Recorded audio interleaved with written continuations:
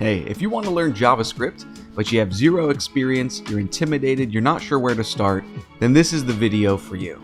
In this video, I'm going to assume you have zero experience, and we're going to learn all about the following: variables, functions, objects, arrays, making decisions, what in the world is a higher order function, returning versus mutating, scope and context, building a quick example project, and more. Now, before we jump right into typing out code together, I do want to spend the first few minutes of this video sort of hyping you up or helping you emotionally believe that you can do this even with zero experience, right? This is not too daunting of a journey. You've got this. All right, now without further ado, let's get started.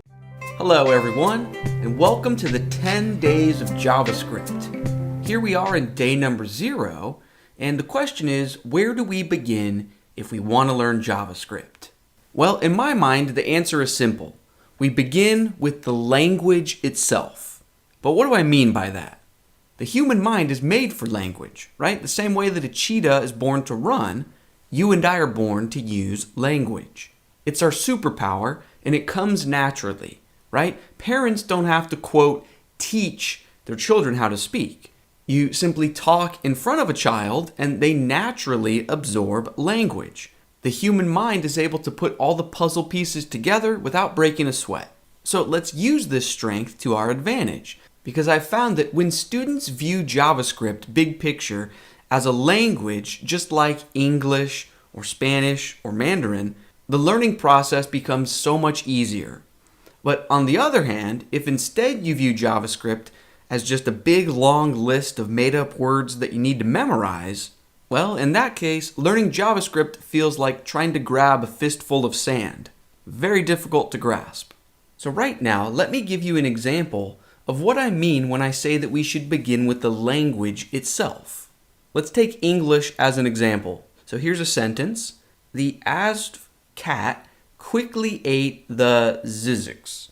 Now, 2 of the words in this sentence are made up nonsense. But because we understand the structure of the English language, it doesn't really matter that we don't know what these words mean. We can still basically understand the sentence as a whole. So we want this same level of comfort with the JavaScript language.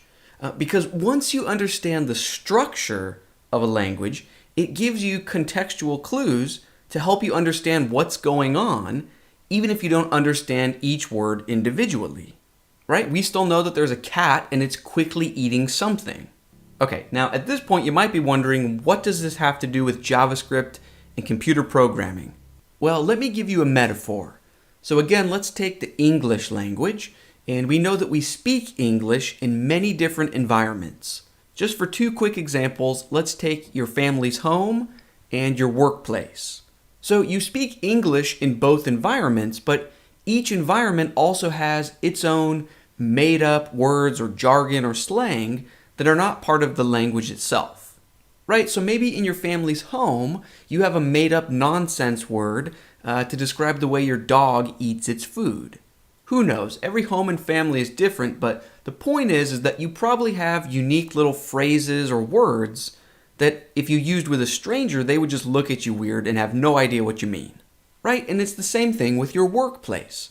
No matter which industry you work in, it probably has its own unique set of jargon or slang or made-up words. And people outside of your workplace environment probably will not understand these words or phrases. Okay, so there's this distinction between language and environment. Okay, and it's the same thing with JavaScript. JavaScript is also spoken in different environments. Some of the most common are the web browser, Node.js, MongoDB, and countless others, but these are just 3 of the most popular. Don't worry, I do not expect you to know what Node is, and I do not expect you to know what MongoDB is. We will learn about those things later on in the course. For now, all you need to know is that there are multiple environments in which JavaScript can be spoken. And just like with the English environments, like our family's home and workplace, each environment has its own unique made-up words or jargon or slang. So for example, here's a line of JavaScript code that you would use in the web browser environment. Now don't worry, I do not expect you to understand this code at all.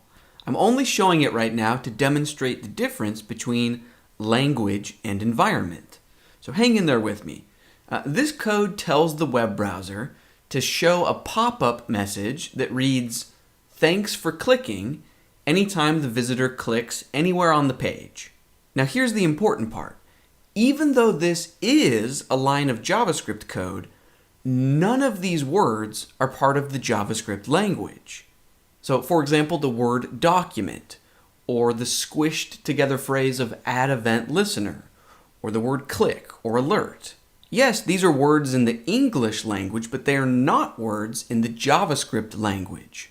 These words only have meaning within the context of the web browser environment. If you used any of these words in a different JavaScript environment, it would be like using one of your made-up family words with a stranger. Okay, but the question becomes, if these words are not in the JavaScript language, then what makes this line of code JavaScript? Well, it's the periods, the parentheses, the quotes, the commas, and the other symbols. These are the structure or skeleton or syntax of the language. They are the glue that holds the sentence together. And that is what we want to learn first. And that's exactly what we're going to focus on in this first chapter. By the end of this chapter, when you see a line of JavaScript code, you're going to have the same feeling as when I showed you this sentence in English, right? You might not understand every single word individually, but because you understand that there are adjectives and nouns and verbs, your mind is still able to get a general idea of what's going on. Okay, so we're going to get that same level of comfort and familiarity and even predictability with JavaScript. Getting to that point has got to be our first goal. It's the first step to genuinely understanding a programming language. Now, if you've ever tried to learn JavaScript in the past, but got discouraged because it seemed too difficult or confusing, it's probably because the teacher took the opposite approach. Far too many teachers make the mistake of having you begin by memorizing environmental jargon, right? These made-up words that are unique to each environment. They start out by having you memorize these words and abilities before you even understand the glue that holds everything together, right? The language itself, the syntax, the structure. Now, teachers do this because they underestimate you, your intellect, and your attention span. They think that if you don't build a cheesy, click me, I'm a button app in the first 10 minutes of the course that you'll get bored and give up. They think that you don't have the mental capacity for abstract ideas. And they think that you need to jump into concrete examples right away or you'll get confused. Okay, but I know that that's not true. The fact that you mastered the English language is proof that it's not true. Your mind was made for language, and we're going to leverage that on our way to becoming a full-stack JavaScript developer. So here's what we're going to do in this course. Like I said, in our first chapter, we're going to focus on the language itself. After that, once we've built up a bit of comfort, we're then going to learn the 3 most popular and lucrative JavaScript environments, which as of today are the web browser, Node.js, and MongoDB. Again, don't worry, at this point I do not expect you to know what Node or MongoDB are. We will learn about that later in the course. For now, all you need to know is that there are multiple JavaScript environments, and each one has its own unique set of jargon or slang or lingo or new vocabulary. And using these words is how we perform the unique abilities of that environment. Here's a quick example for each of these big 3 environments. Hey web browser, when someone clicks on this button, do this in response. Hey Node, when someone visits this URL, please show them this content. And hey MongoDB, please save this data into a database so we can access it later on in the future. Now obviously you can't just use plain English like this, but the idea is that each environment has its unique jargon or lingo or new vocabulary, new made-up words that you use in your code to perform these unique abilities. Okay, and as fun as that is, and as tempting as it might be to jump right into that, we need to begin first with the language itself, the symbols, the syntax, the structure, the anatomy of a JavaScript sentence. Once we're comfortable with that, then we can jump into the concrete uses for JavaScript in the real world in these environments. And that, my friends, is how we become a full stack JavaScript developer. We combine the abstract with the concrete. We learn the language, and then we understand how to use it to build all layers of an application. This holistic skill set is incredibly in demand. It can be very lucrative, but more importantly, it can be very fun and rewarding. So I don't know about you, but I am very excited to get started on this JavaScript journey with you. In our very next lesson, we're going to begin coding, experimenting, and moving right along. So let's get things rolling. Let's start building some momentum, and I will see you in the next lesson. Hello, everyone, and welcome to the 10 Days of JavaScript. In this first chapter, we are going to give you a rock-solid foundation that you can build a career on top of. And no prior experience or knowledge is required. So even if you have zero experience with computer programming in general, or maybe if you've never even heard of JavaScript, this is the perfect place to get started. Okay, so right now in video number 1, day number 1, we're going to get started in about 30 seconds from now. But first, I just want to say that JavaScript is much bigger than the web browser. In the modern era, JavaScript can be used for just about anything. Having said that, we are indeed going to begin in the web browser because it's super accessible, right? It's something that every computer already has. So this way you don't need to go download and install anything fancy or extra. Your computer already has a web browser on it. So right here, right now, we are going to get started, get your hands dirty, and have you write your first bit of JavaScript code. So right now, I want you to follow along with me, and I want you to open up google.com in a new tab or a new window. Technically, it doesn't need to be google.com. It could be any website that you want to visit. Okay, but the important part is that I want you to right-click somewhere on the web page, and in the menu that pops up, I want you to choose the Inspect option. I'm using Google Chrome as my web browser. You could also use Firefox. The newest versions of Microsoft Edge are also excellent. And if you want to use Safari, you'll need to go into the Advanced Preferences and enable the Develop menu. Anyways, the point is that no matter what you're using as your web browser, if you right-click somewhere on the page, you should see an Inspect option, and I want you to click that. Okay, and that's going to open up your developer tools. It might be a separate window like this, or it might be attached to the bottom of your screen, but either way, within this developer tools area, I want you to look for something called the console. Once you've found console, go ahead and click on it. If you're having a hard time finding the console tab, you might just want to perform a quick Google search for how do I open the console in blank? And you would replace blank with the name of the web browser that you're using. So maybe Chrome or Firefox or Microsoft Edge or Safari. Because there are keyboard shortcuts that you can press to directly open the console. And that's a bit easier, but I'm not going to run through those because they're different for each web browser and operating system. Okay, but the idea is once you have successfully opened the console, you should see some sort of symbol or a blinking cursor about here, or it might be closer to the bottom, but the idea here is this is where we can experiment with JavaScript code. Or in other words, this is where we can type and tell the web browser what to do. So for example, we see my cursor blinking here, and if on my keyboard I say 2 plus 2 and press enter, we see 4. Let me make this a bit easier to read, and let's try something else. So maybe 5 times 5. So 5 asterisk 5, press enter, 25. Now at this point, you might be thinking to yourself that this is not impressive at all because you've seen addition before and you've seen multiplication before, right? We've all used a calculator. What does this have to do with JavaScript and learning how to program? Well, believe it or not, these lines of code, so 2 plus 2 and 5 asterisk 5, these are lines of JavaScript. And we just used JavaScript code to make the computer solve these or evaluate these for us. Okay, but as you might have guessed, computers can do much more than just basic arithmetic. One of the most useful things that computers can do is store values in memory. Let me show you what I mean. I want you to type this out with me in your console.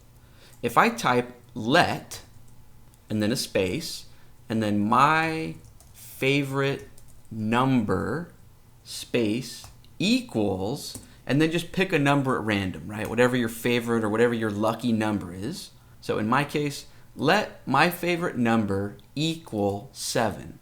And then press enter. And we just stored this value in memory. So check this out. Let's try something new. Let's say 10 plus, let's say my favorite number. If we press enter or return, we see 17. Right? Because we set this, my favorite number, to equal or to have a value of 7.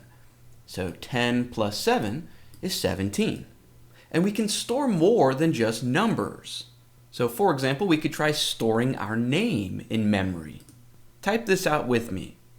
Let my name equal, and then open up a quote. You can use a single quote or a double quote, it's up to you, and then type in your name and then close out the quote. Just make sure your quotes are consistent. So if you use a double quote at the beginning, use a double quote at the end. In case you're wondering why we're using quotes this time, it's because in JavaScript, if you're just dealing with a number, that doesn't need quotes because a number is a special type of data. But if you want a string of text, right, like a name or word, a sentence, or even a paragraph, in JavaScript, we call that a string of text, or just a string, and we always want to wrap that in quotes. So you would type in your name, right, and wrap it in quotes, and then press enter. Okay, and we just stored that in memory. So now if you ever want to use it again, you can just type in my name, press enter, and it's going to give you your name. Or for a more useful example, we could open up a string of text and say, hello, my name is, and then a space, and then close out the quote.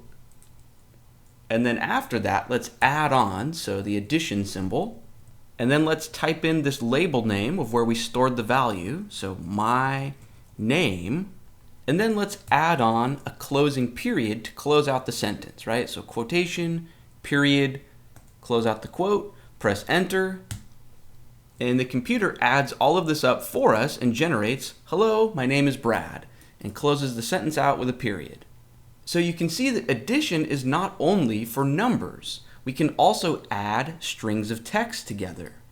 If you're still a little bit confused on the difference between a number and a string, let me show you this quick example. So when we say 2 plus 2, we get 4. However, if we opened up a quote and said 2, closed out the quote, and then plus, and then quote 2, close out the quote, if I press enter here, we see 22, which doesn't make any sense mathematically. This is because when you wrap something in quotes, JavaScript is not going to treat it as a number, it's going to treat it as a string of text and interpret it quite literally, right? So it's just going to squish these together. 2, 2. Without the quotes, JavaScript knows to interpret these as actual numbers.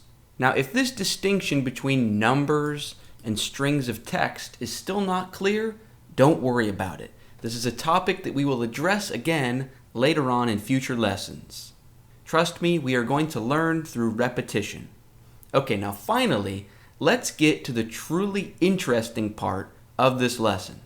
So we've seen that we can store values in memory, right? So we stored my favorite number, and we stored my name, and these are labels that I just made up.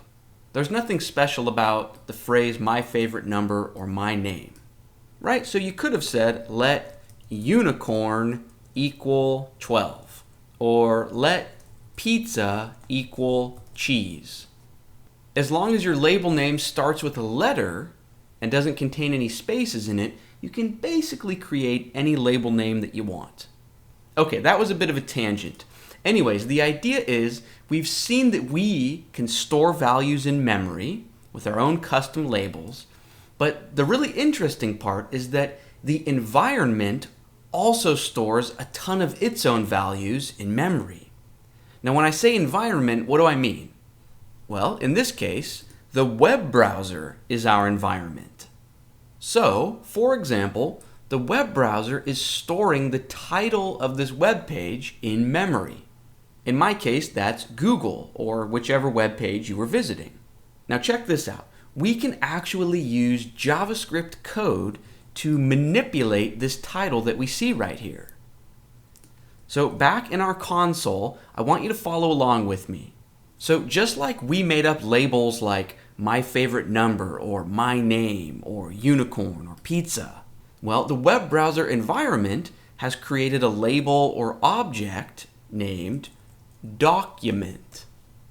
Now I just used a new word there, object. At this point, we have no idea what an object is. Don't worry, we're going to learn about objects in lesson number 3, but for now, all you need to know is that we can look inside an object with a period, and then the document object contains a property named title. So if we say document.title and then press enter, we see Google, or the title of whichever web page you're visiting. Now here is where things finally get interesting, and we start to see the big picture. We can update or manipulate the value of this property, and the web browser will use that new value. So if we wanted to change this, instead of saying Google to saying something random, we could just say document.title equals, and then a string of text, so quotes, and maybe I'll just say hello and end the quote, press enter, and you can see up in my tab for the web browser, we now see hello instead of Google. Cool. Now let's try one more example task before we bring this lesson to a close. Let's try to use JavaScript code to change the background color of Google from white to maybe a light blue, or any other color that you would choose. So back in the console, check this out. We can say document.body.style.background color. So I'll give you a minute to type that out. Again, remember that the dot or period is how you look inside an object for other properties. We will learn more about objects in future lessons, but for now you could almost think of this as a Russian stacking doll. You know the dolls where one is slightly smaller and it fits inside the other? That's basically what's going on here. So document contains a property named body. Body contains a property named style, and style contains a property named background color. And make sure you type the C in color here as a capital, an uppercase C, because this is case sensitive. Anyways, so after that we can say equals, and then in quotes you can choose any color name you want.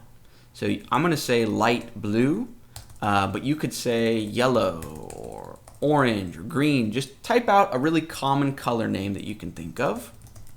And as soon as I press enter, you can see the web page updated.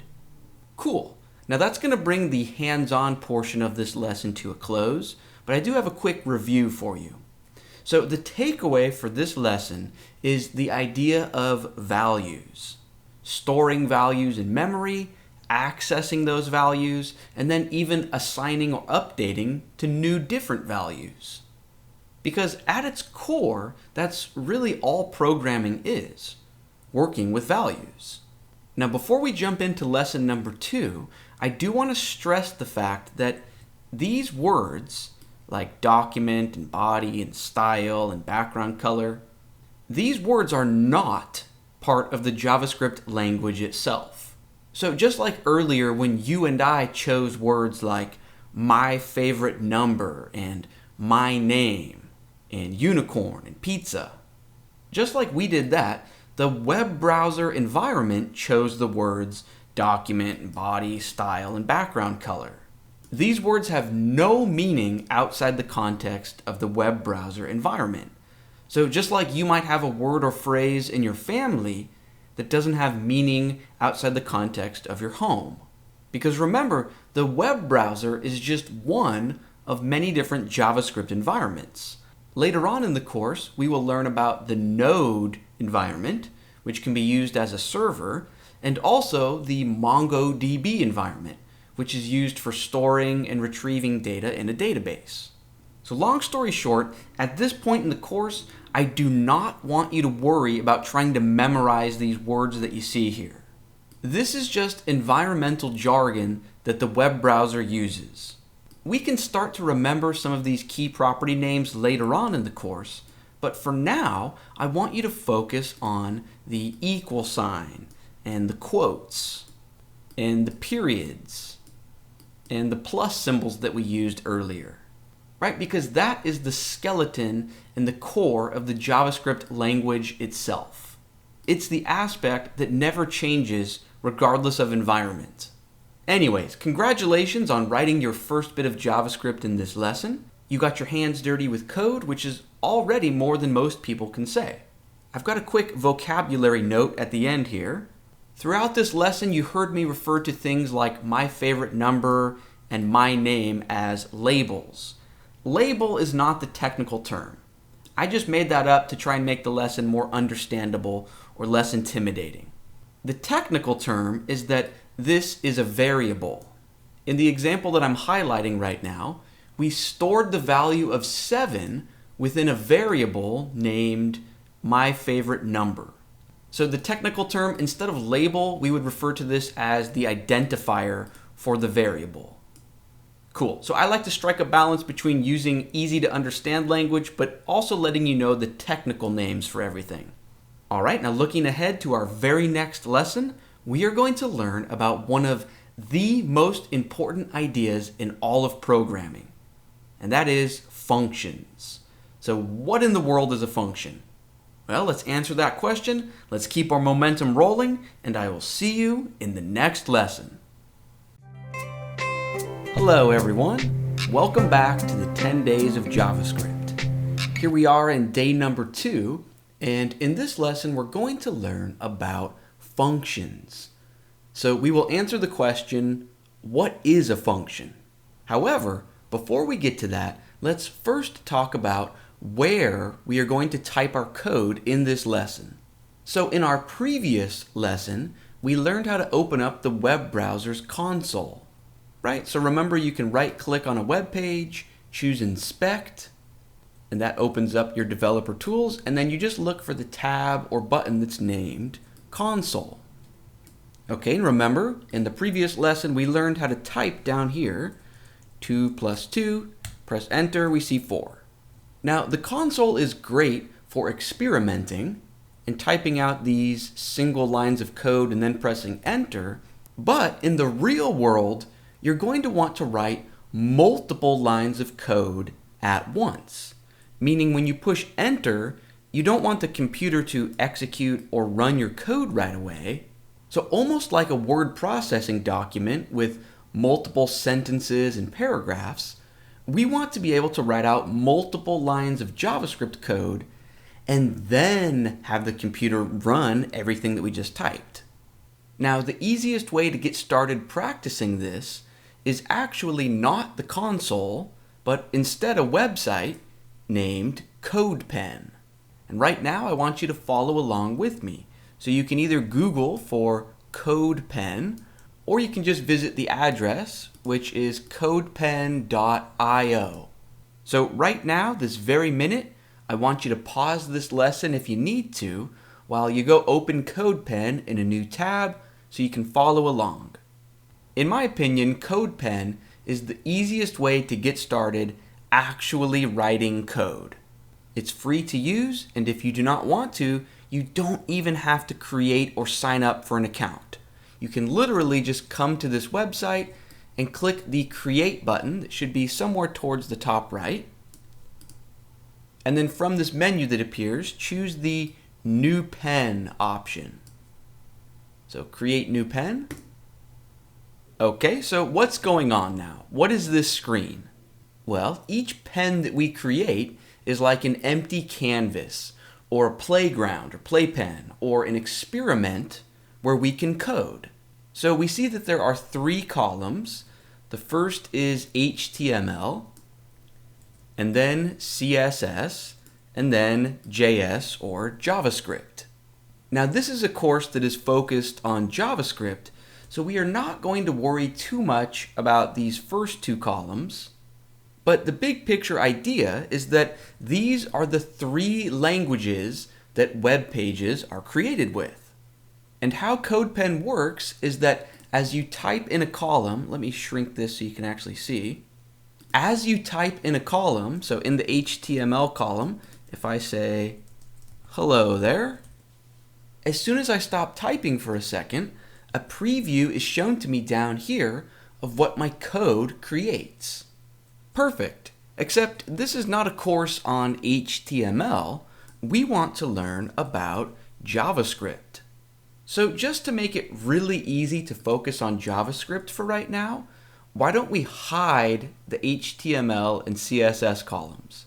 So to do that, all I did was drag on the border, right, this vertical line right between CSS and JavaScript, hover over that and then click and drag to the left.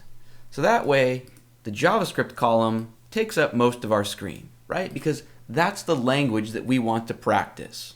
Cool. Now you do not need to do that. It just gives you more room as we're going to be typing in this column. So we now have a perfect environment to start practicing. Because in this JavaScript column, we can now type out multiple lines and just keep pressing enter. And each time we type a bit of new code, the computer is going to execute everything that we wrote all at once together, just like an actual real-world computer program. Okay, now having said all of that, let's get back to the actual goal of this particular lesson, right? And that is the topic of functions. So what in the world is a function? Well, I like to think of functions as action words. So if we were comparing JavaScript to a language like English or Spanish, a function would be a verb. So for example, if our pet dog was a computer that spoke JavaScript, we could say run, or jump, or sit. So you simply type out the name of the action or the name of the function, and then you include a pair of parentheses. However, let's be realistic. Our web browser is not a dog, so it can't run, jump, or sit. But it can do web browser-ish things. So for example, let's delete these 3 lines of code, and we can create an annoying pop-up by calling the browser's alert function. So alert and then parentheses, and we can see this pop-up appears. So this is how you can alert the visitor of the site with a message, right? So if you really want to get their attention, you can include a custom message right about here. So let's go ahead and click the button to dismiss the alert pop-up. And within the parentheses for this alert, we can include quotes and then say, hey. And here we can see in the new pop-up, there is our custom message. Cool. Let's go ahead and close or dismiss this pop-up. So the idea is that within the parentheses, you can pass along a bit of data to the function, and it's up to the function as to how it uses that data. So back to the dog example, right? If our dog spoke JavaScript, we could say jump, and maybe first we want to tell the dog to jump high, but then we could also tell the dog to jump again, and maybe this time jump low. So to review, you can call a function simply by including the word and then parentheses, and then inside the parentheses, we can pass along a bit of data. The technical name for a piece of data that we pass along is an argument.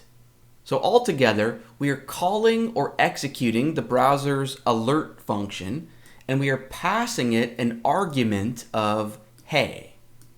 Okay, so the browser has these different action words or functions like alert that we can call, but we are not limited to only those functions.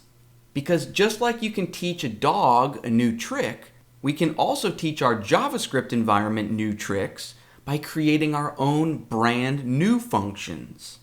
So for example, let's get rid of this line, and if I type out greet and then parentheses, the web browser does not know what this means. The browser does not have a function named greet. So when I say greet and then parentheses, this would be like telling a dog to bake a cake. It's not going to know what you mean, and it's just going to look at you funny. However, as a programmer, we can create our own brand new function named greet, and we simply explain what that action or function should do, and then it will be added to the browser's vocabulary, and we can use or call it just like we would alert or any of the built-in functions. So the question becomes, how do we create a function? Right? We've learned how to call or execute or run a function.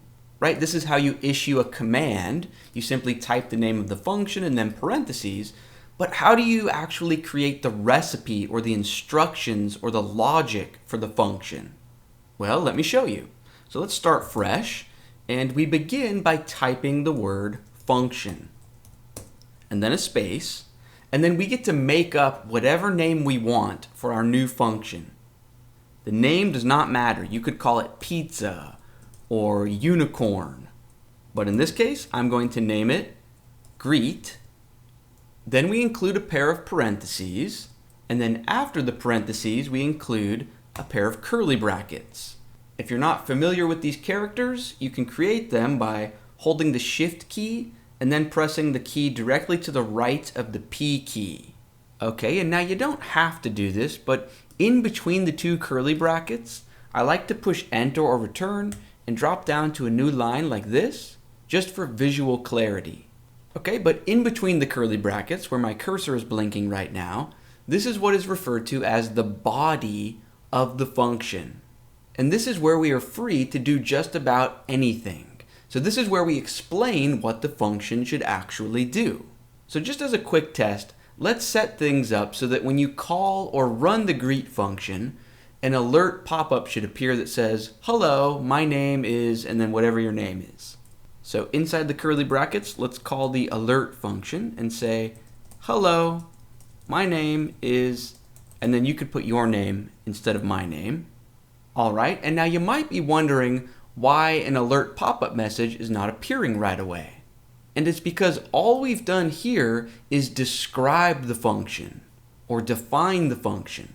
Right? So this is the recipe for our new greet action. And now if we want it to actually happen, if we want to tell the browser to actually perform the greet function, maybe down here we could just say greet and then parentheses, right? That's how you call a function. And there we can see the pop-up appears, hello, my name is Brad.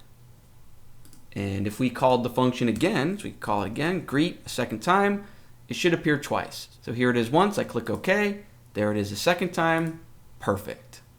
So we just taught the browser a new trick, a new action, or we should say, a new function. Now before we move on, let's improve our function, because it would be nice if it was flexible. Let me explain what I mean by that. So follow along with me. Let's delete these two function calls for greet.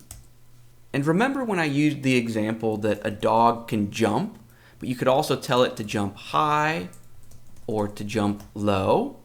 And we learned that the data you pass within the parentheses is referred to as an argument, right? And it's up to the function to perhaps use that data in some way. Well, wouldn't it be cool if our greet function was flexible, and when you called it, you could pass in a name instead of hard coding the name right here? So for example, wouldn't it be neat if we could say greet and pass it a value of John, and then it would say, hello, my name is John. And then you could call it again and say greet with a value of Jane, right? And then it would say, hello, my name is Jane. So let me show you how we can set that up. I'm going to go ahead and delete these two function calls so CodePen doesn't drive me insane and keep showing those pop-ups after every keystroke. Okay, so back to the task at hand. How can we make this function flexible? Well, it starts with these parentheses right after the name of our function. Within these parentheses, let's type the letter X. I'm just making that up because it's easy to type, but you could also say the name, or pizza, or unicorn, or anything. So by including this here, we have created a parameter named x. And we can use this parameter within the body of the function. Let me show you what that means. So down here, where we would actually run or call the function, I'm going to place a / right in front of it to comment it out. I'm only doing this so CodePen doesn't try to show the pop-up after every couple of keystrokes. But the idea is, within the parentheses for our function, when we call it, if we include quotes and a name, so greet John, this data that we're passing along, John, we want to be able to access that within our function, within the body of our function. So by including x here as a parameter, x is going to equal the value of whatever gets passed in. So in this case, it would be John. So now within the body of our function, we can use that. So type this out with me. Let's get rid of your name here. So just have, hello, my name is space, and then the quote. And then let's say plus x. And then let's also add on quotes and a closing period to close out the sentence. So now down here, if we remove the 2 forward slashes, the browser or CodePen will know to actually run or execute it again. And here we see, hello, my name is John. And again, we don't need to use x as the parameter. So up in our function definition, within these parentheses, we could say the name. And then within the body of our function, we would just say, instead of x, the name. And it works just the same. Okay, so to review, down here we are calling our greet function. We are passing it an argument of John. And then within our function definition, we've included a matching parameter named the name. That's going to temporarily store that value, and then we can use it however we want. So down here we could call the greet function again and say greet and pass it a value of Jane. So when our code runs, we see the first one for John, click OK, there's the one for Jane. Perfect. Now before we move on, I want to show you that you can pass along multiple arguments when you call a function. Let me show you what I mean. But first, let's comment out these 2 lines with // just so CodePen doesn't drive us insane with the alerts each time we modify the function. Okay, and let's assume that we want to change our greet function to now include the person's favorite color. So hello, my name is blank, and then let's say plus, pair of quotes, space, and my favorite color is space, and then let's plus fave color, and then add in the quotes for the closing period. Okay, and then how would we use this? Well, down in the function calls, when we say greet and give it a value of John, after the quotes we can just say comma and pass along a second argument. So let's say John's favorite color is blue, and then with Jane after her quotes, comma, and let's say her favorite color is green. Now if we're including 2 arguments when we call the function, we want to be sure that we include 2 parameters up in the function definition. So the first thing that gets passed in is the name, and then up here we could say comma fave color, right? Because that's the name that I chose right here.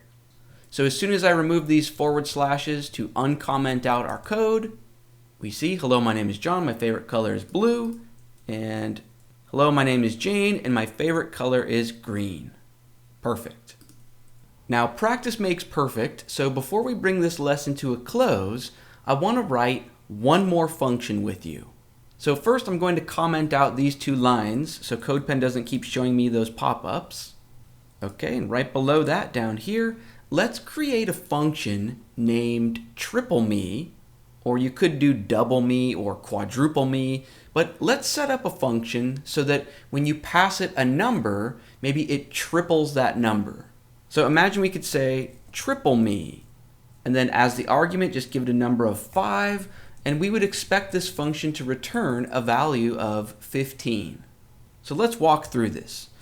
So first we create the function definition, or the recipe for the function. So let's say function space and then the name. You can make one up. I'm calling it triple me, and then parentheses, and then after the parentheses, curly brackets. Okay, now within the parentheses right after triple me, let's include x as a parameter. And now we can use that within the body of the function. Now I do want to let you know that within the body of our function, we do not need to call a browser function like alert. Instead, actually, a function in its purest form simply returns a value. So let's say return, and then what do we want to return? Well, the function is named triple me, so why don't we just say 3, and then asterisk for multiplication, and then whatever number is getting passed in through the argument and parameter, right? In this case, I chose x. Okay, and then let's test this function out. So down here, let's create a variable that stores a number. So let's say let my favorite number equal, and then let's use our function. Let's say triple me, right? We're calling or executing the function, and let's pass it a value of 12. Okay, and then finally, we want to test things to make sure that it's actually working. So finally, let's just alert out the value of my favorite number, just so we can see it with our own two eyes. So finally, we can say alert my favorite number. Perfect, and there we see 36, right? If you triple 12, you get 36. I know I moved a lot faster for this second example of triple me, but I just wanted to give you something to experiment with. And if you need to rewatch this part a couple of times, that's okay. If everything in this lesson was not crystal clear and you're still a bit confused, that's okay. All you really need to have remembered from this lesson is that there are functions. You can create a function by saying function jump. This creates the recipe or the definition for that function, and then you are free to run or call that function wherever you want, however many times you want. And then of course we learned that you can pass it data inside the parentheses. If this concept is even a little bit familiar to you, if it's making even just a little bit of sense, then you're doing great. You're right on track and you're ready to move on to the next lesson. So we just covered functions. Up next, objects. So what in the world is an object? Let's keep our momentum rolling. Let's answer that question, and I will see you in the next lesson. Hello everyone, and welcome back to the 10 days of JavaScript.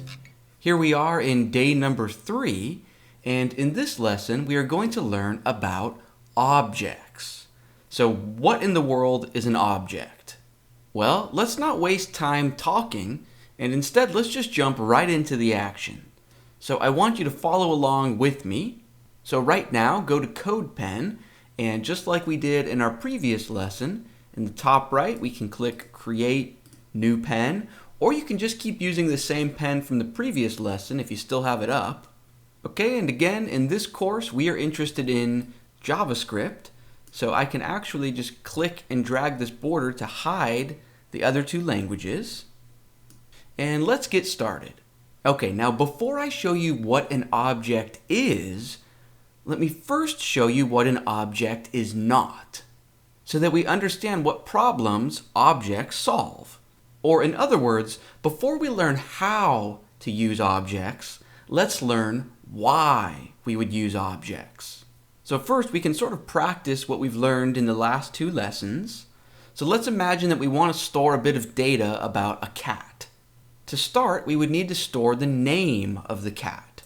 So maybe I would create a variable and say let cat name equal quotes, and then I'll give it a name of Fluffy.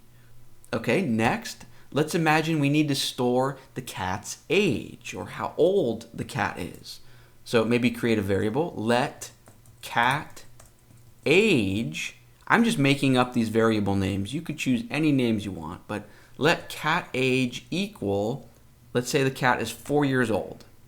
Okay, and finally, let's say that this cat should have the ability to meow. So meowing is an action or a verb, so we know that we could maybe create a function named meow. So let's try that. Let's say function meow, parentheses, curly brackets, and inside the body of the function, or inside the curly brackets, let's just show an alert message. So alert, and in the pop-up we can say meow. Okay, now all of this code is perfectly valid.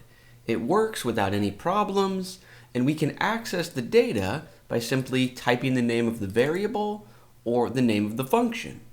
Right, so for example, if we needed to access the cat's name, we can just type out cat name. We can access their age by just typing cat age, and we can call the meow function by simply saying meow, parentheses, and that will execute the function. There we see meow. However, even though this code technically works, it is not ideal from a staying organized perspective. Because you and I know that these variables and functions are related, right? They all have to do with a cat, but as far as the computer or browser is concerned, these variables and functions have absolutely nothing to do with each other. And this is not ideal for many reasons, but probably the biggest reason is if we were going to collaborate and work with another person on this code, they would not immediately know that these functions and variables are related. They would need to read all of the names and see, cat name, cat age, meow, and they would have to sit there and think and use their own deductive reasoning and decide, yes, these are all cat related. So the question becomes, how can we write our code in a way so that it's painfully obvious that there's a relationship between the name of the cat, the age of the cat, and the ability to meow? Well, the answer is objects. So let's delete everything that we've got here, and let me show you how I would code or write that same data, but using an object instead. So we're starting fresh. Type this out with me. Let cat equal, and now in this context, since this has nothing to do with a function, in this context, curly brackets are how we can create an object. So inside these pair of curly brackets, we can include multiple pieces of data. So I want you to think of an object as a container, and we can store whatever we want inside it. So the first property that I want to store inside this new empty object is the cat's name. So let's say name, colon, and then quotes, Fluffy. And then let's create another property that stores the cat's age. So after the quotes for Fluffy, let's say comma, and then on a new line, I can say age, colon, 4. Now I know the syntax here is a bit weird or unfamiliar, so let's review what's going on. Because I know that in a previous lesson, we learned that you can store a bit of data or create a variable by saying let my name equal Brad. And this syntax that we learned that uses let and the equal sign, this is correct. However, inside an object, we need to do things a bit differently. So for example, outside the context of an object, down here, this is how we create a variable, right? You choose a name and then you use the equal symbol and then you store whatever data you're wanting to store.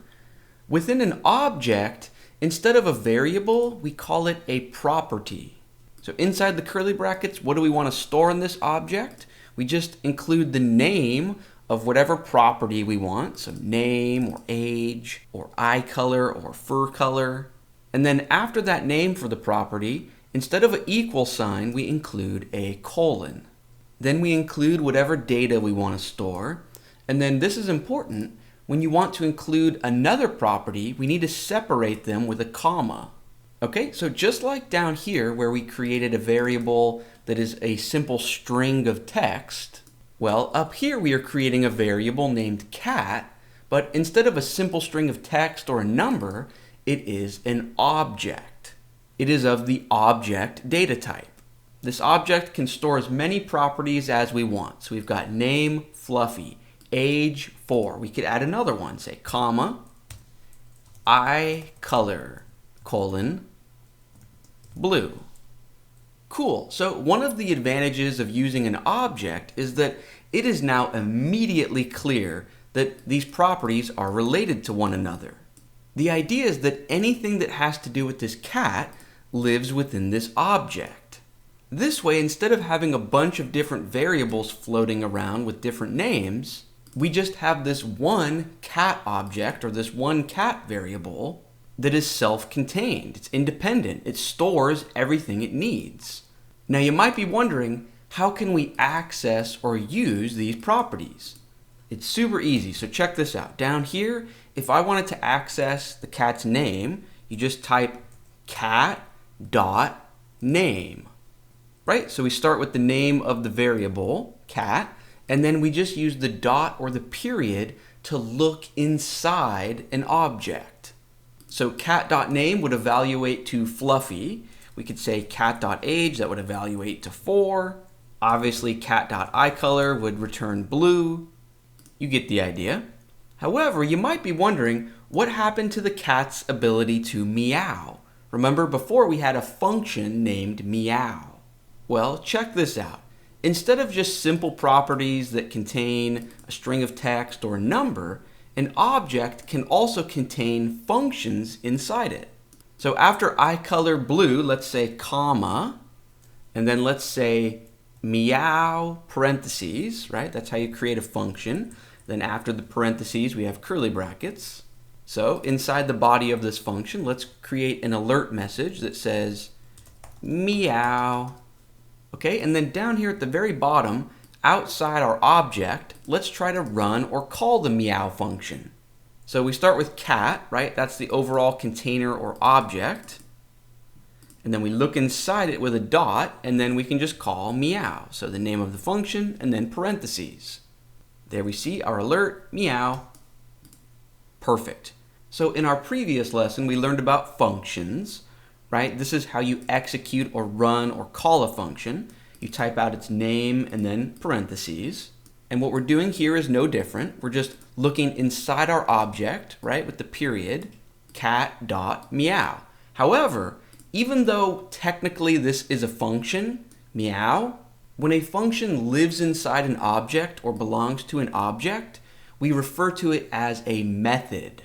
So the idea is that an object contains properties and methods. Cool. So I think you're starting to see why an object is so useful. You can create this one single entity that contains all of the data and all of the abilities or functions or methods that that object needs.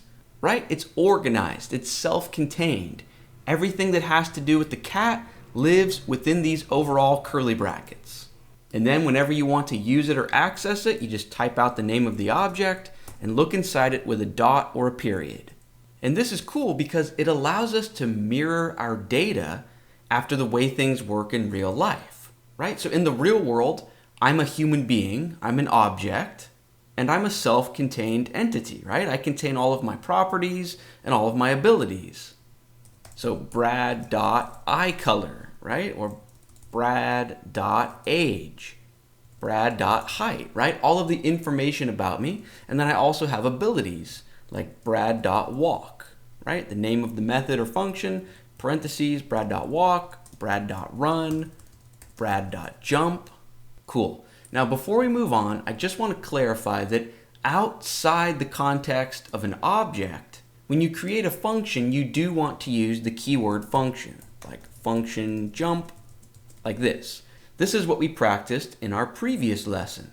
However, within the context of an object, we do not need to include the keyword function.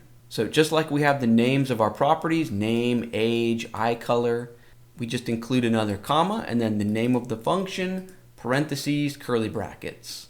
And again, remember, when a function lives inside an object like this, we refer to it as a method. So this is the meow method. Another quick note, I don't want you to be confused by the curly brackets. So in programming, the same character can mean something different in a different context. So on the first line of code, this curly bracket here is signifying the opening or beginning of our object, right? And then down on the very last line, this is closing our object. But then with our meow method, in this context, the curly brackets represent the body of this function or the body of this method. Hopefully that's not too confusing, but even if it is, don't worry because we are going to practice this again and again and you don't need to remember it perfectly right here, right now. Now, I do have some good news. In just a minute or two from now, we are going to do something practical. We are going to leverage the web browser's built-in objects to make something happen when the visitor clicks somewhere on our web page, right down here on the preview section. However, before we get to that, I do want to show you one more theoretical aspect of objects. And that is that within an object, you can nest another object. So follow along with me. For example, maybe after this age property, so age and then we've got 4 and then the comma, let's create another new property named foods, so foods colon, and then instead of including a simple string of text or a number, let's include another object. So curly brackets to create an object. Let's include a comma afterwards. Okay, but then within these curly brackets for this new object, why don't we drop down and we could create 2 new properties, maybe named favorite, right? Their favorite food. Let's say tuna, and then comma, create another property, maybe least favorite, colon, maybe oranges. So the idea here is that within our overall object, we have these properties, right? So name is a string of text, age is a number, and now in this case, the foods property is an object itself. So this curly bracket starts the object, this curly bracket closes the object, and then it can have its own properties like favorite and least favorite. So now outside of the object, if we wanted to access the cat's favorite or least favorite foods, we would just type cat.foods.favorite. The key idea here is that we can use multiple dots within a line of code like this to just keep looking one level deeper inside the objects. So we start with the cat object, we drill inside that and find the foods object, and then we can drill inside that to find the value of favorite or the least favorite properties. So you're not limited, you can nest your data as many layers deep as you need to go.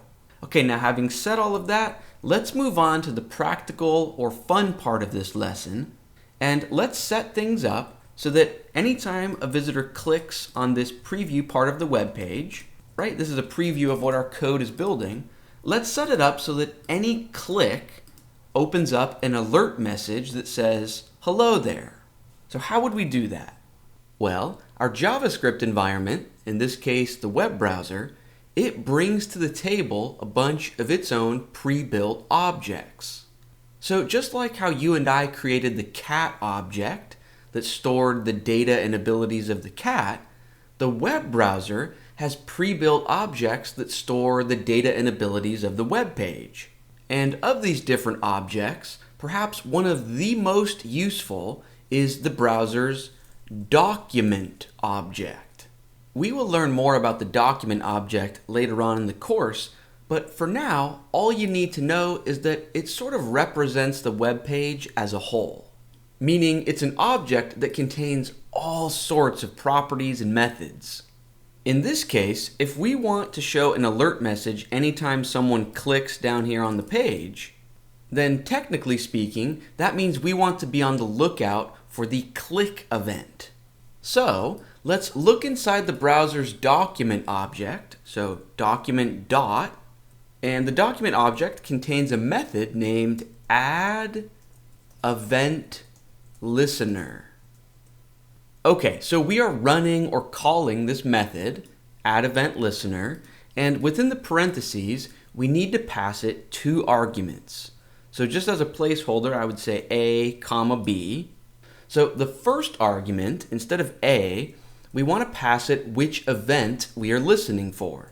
So for example, you could say click, or what are some other web page events? You could try scroll, or key down when someone pushes a key on their keyboard. But we're going to go with click, okay? But the idea is that the browser has different event keywords that you can listen for. We're listening for the click event. And then the second argument that we want to pass into this function, or I should say this method, is a function that we want to run every time this event happens. So maybe right below this code, why don't we create our own brand new function? So function, and we can give it any name we want.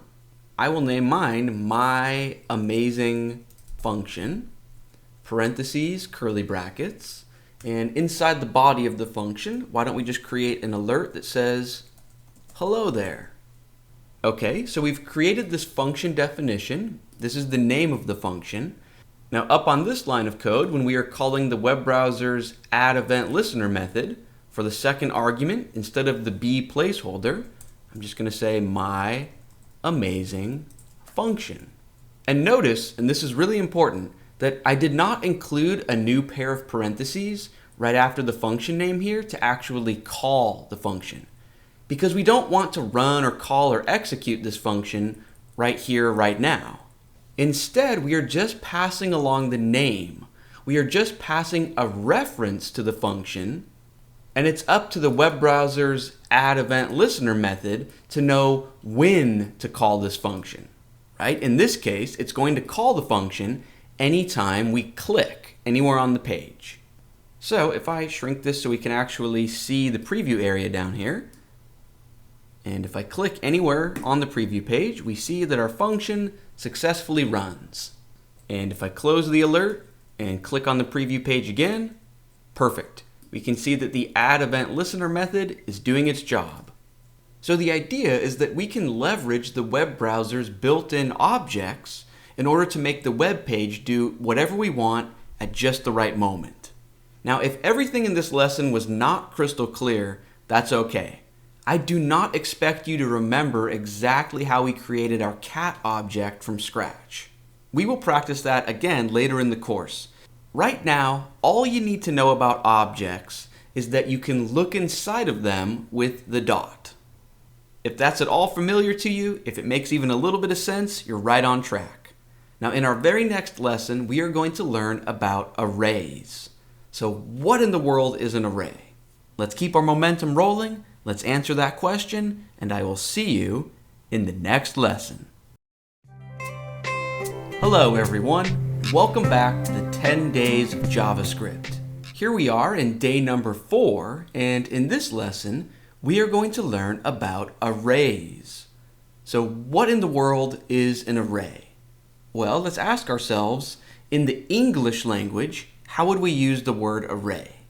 Well, for example, a car dealership might say that they have cars available in a wide array of colors. And that just means they have a lot of available colors. So when we hear the word array, just think of a collection. It doesn't matter what the collection is of, just that there's a collection made up of multiple items. That's enough of an introduction. Now let's jump right into the code and the action and have you roll up your sleeves and create your first array with JavaScript code. So go ahead and open up CodePen again. You can create a new pen or just use the same pen from the previous lesson if you still have it open. So in a previous lesson, we learned how to store a single value like this. Let my favorite number equal 7. However, what if we wanted to store multiple numbers? So plural. A collection of numbers. Well, we could do this. On a new line, I would say let my favorite numbers equal. The variable name doesn't really matter. You could make anything up. But let's set it to equal square brackets. If you're not familiar with these characters, it's directly to the right of the P key. So it's the same key as the curly bracket key, except this time we do not hold down Shift. So in JavaScript, a pair of square brackets like this is how you create an array. Inside the square brackets, we can include multiple values. So the number 9, and then comma, and I can include another value. So maybe 2, comma 8, comma 3, comma 7, comma 4. The idea is that an array is a collection, right? So now this variable, my favorite numbers, is storing a collection of all of these numbers in memory. And arrays are not limited to just numbers. So on a new line, we could say, let my words equal square brackets for an array, And then we could say red, comma, orange, comma, yellow. Okay, so this array is a collection of strings of text. This array is a collection of numbers, or we could even create an array that is a collection of objects.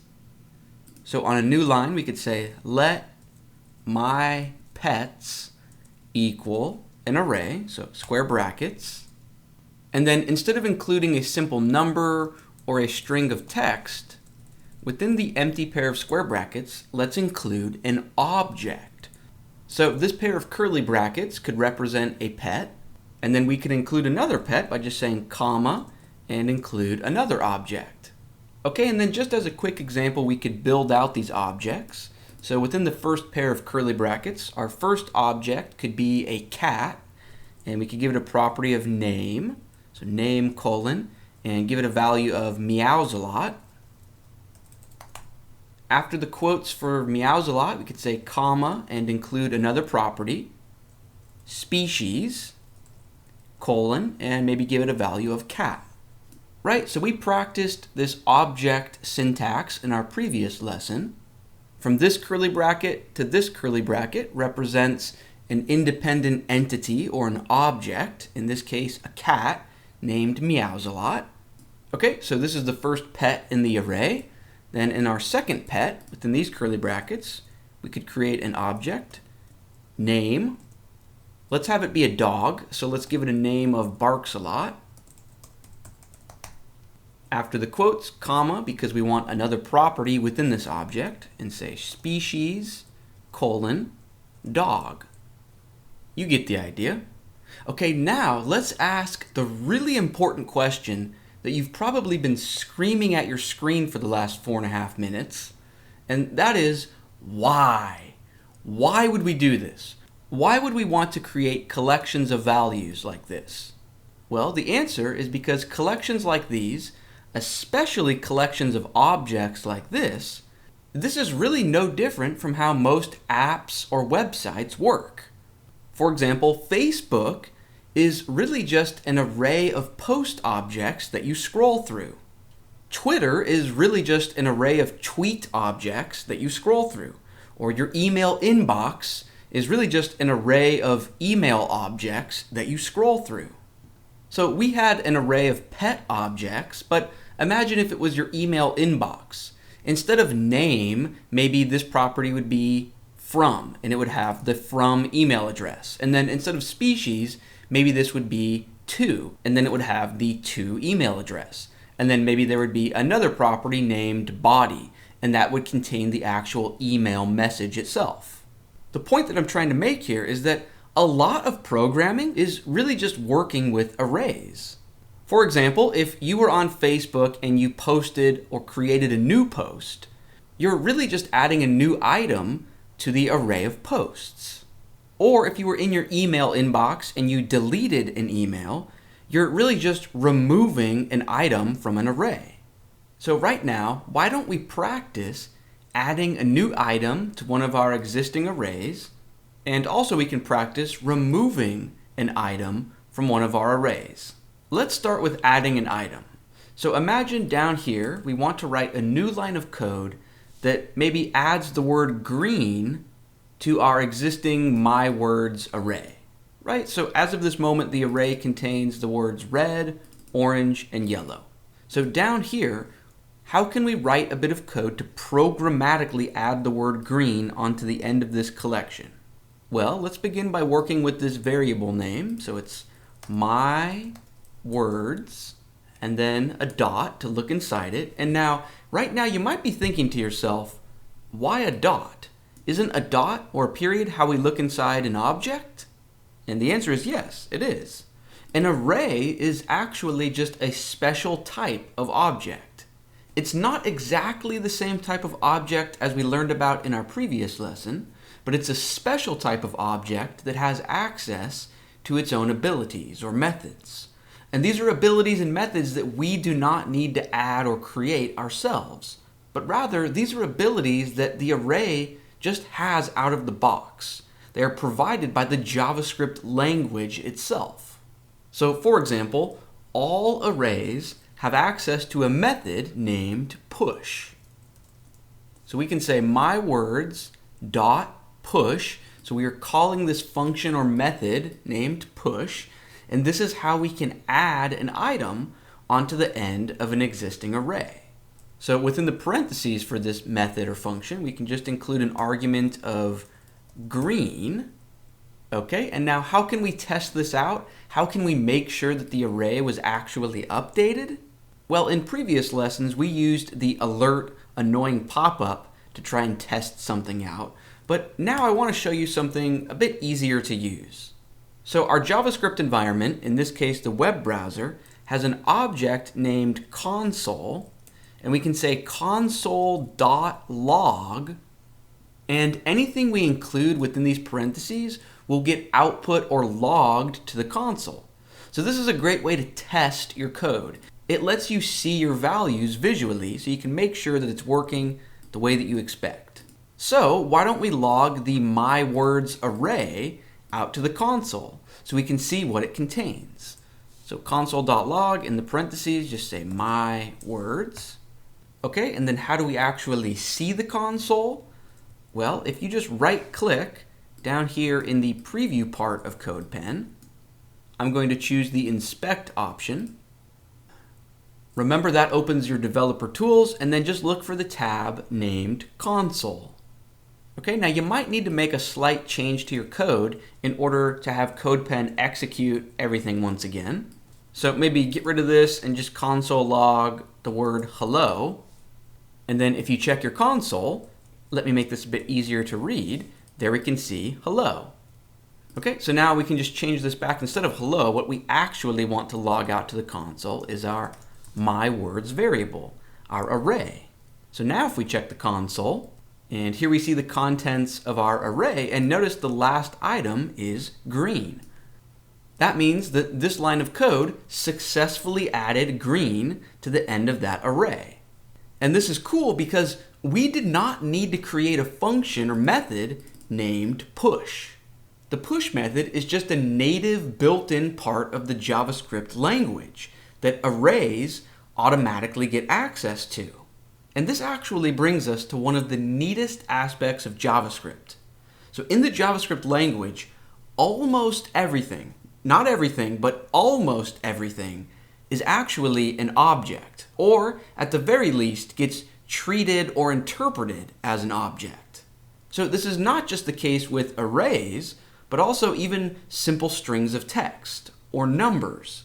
Each type of data gets access to its own set of superpowers or abilities, or we should say functions or methods.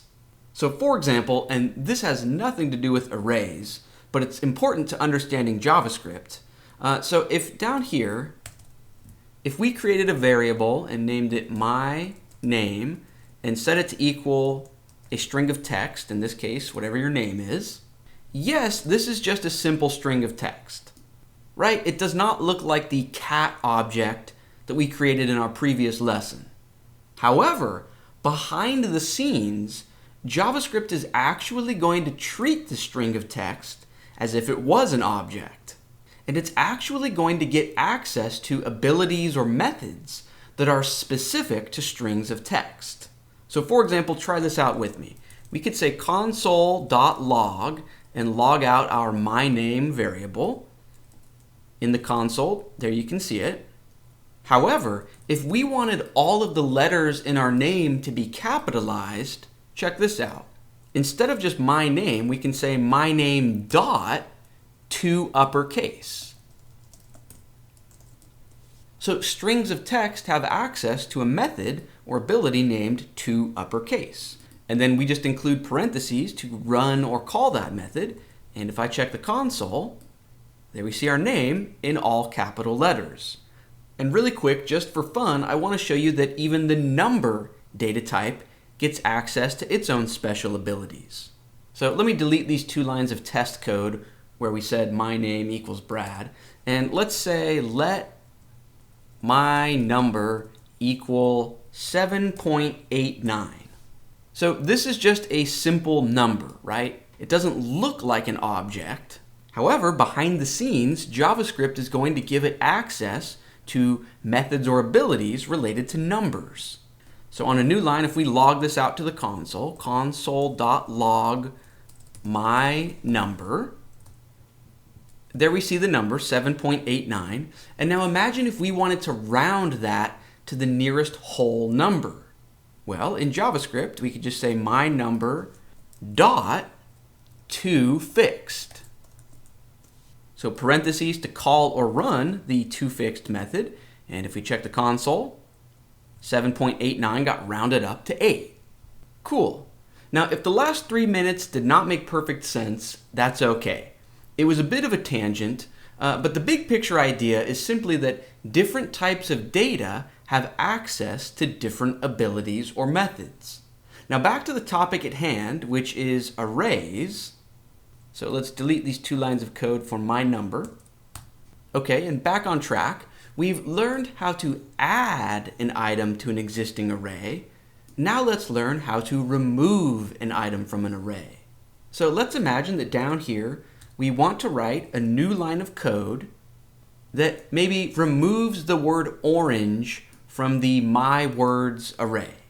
So down here, we can just say my words dot, and there is a method named splice. And the splice method lets us remove a particular item from an array. Within the parentheses, we want to pass this method 2 arguments. So just as placeholders, I'm going to say a comma b. Now the first argument is the index of which item you want to get rid of.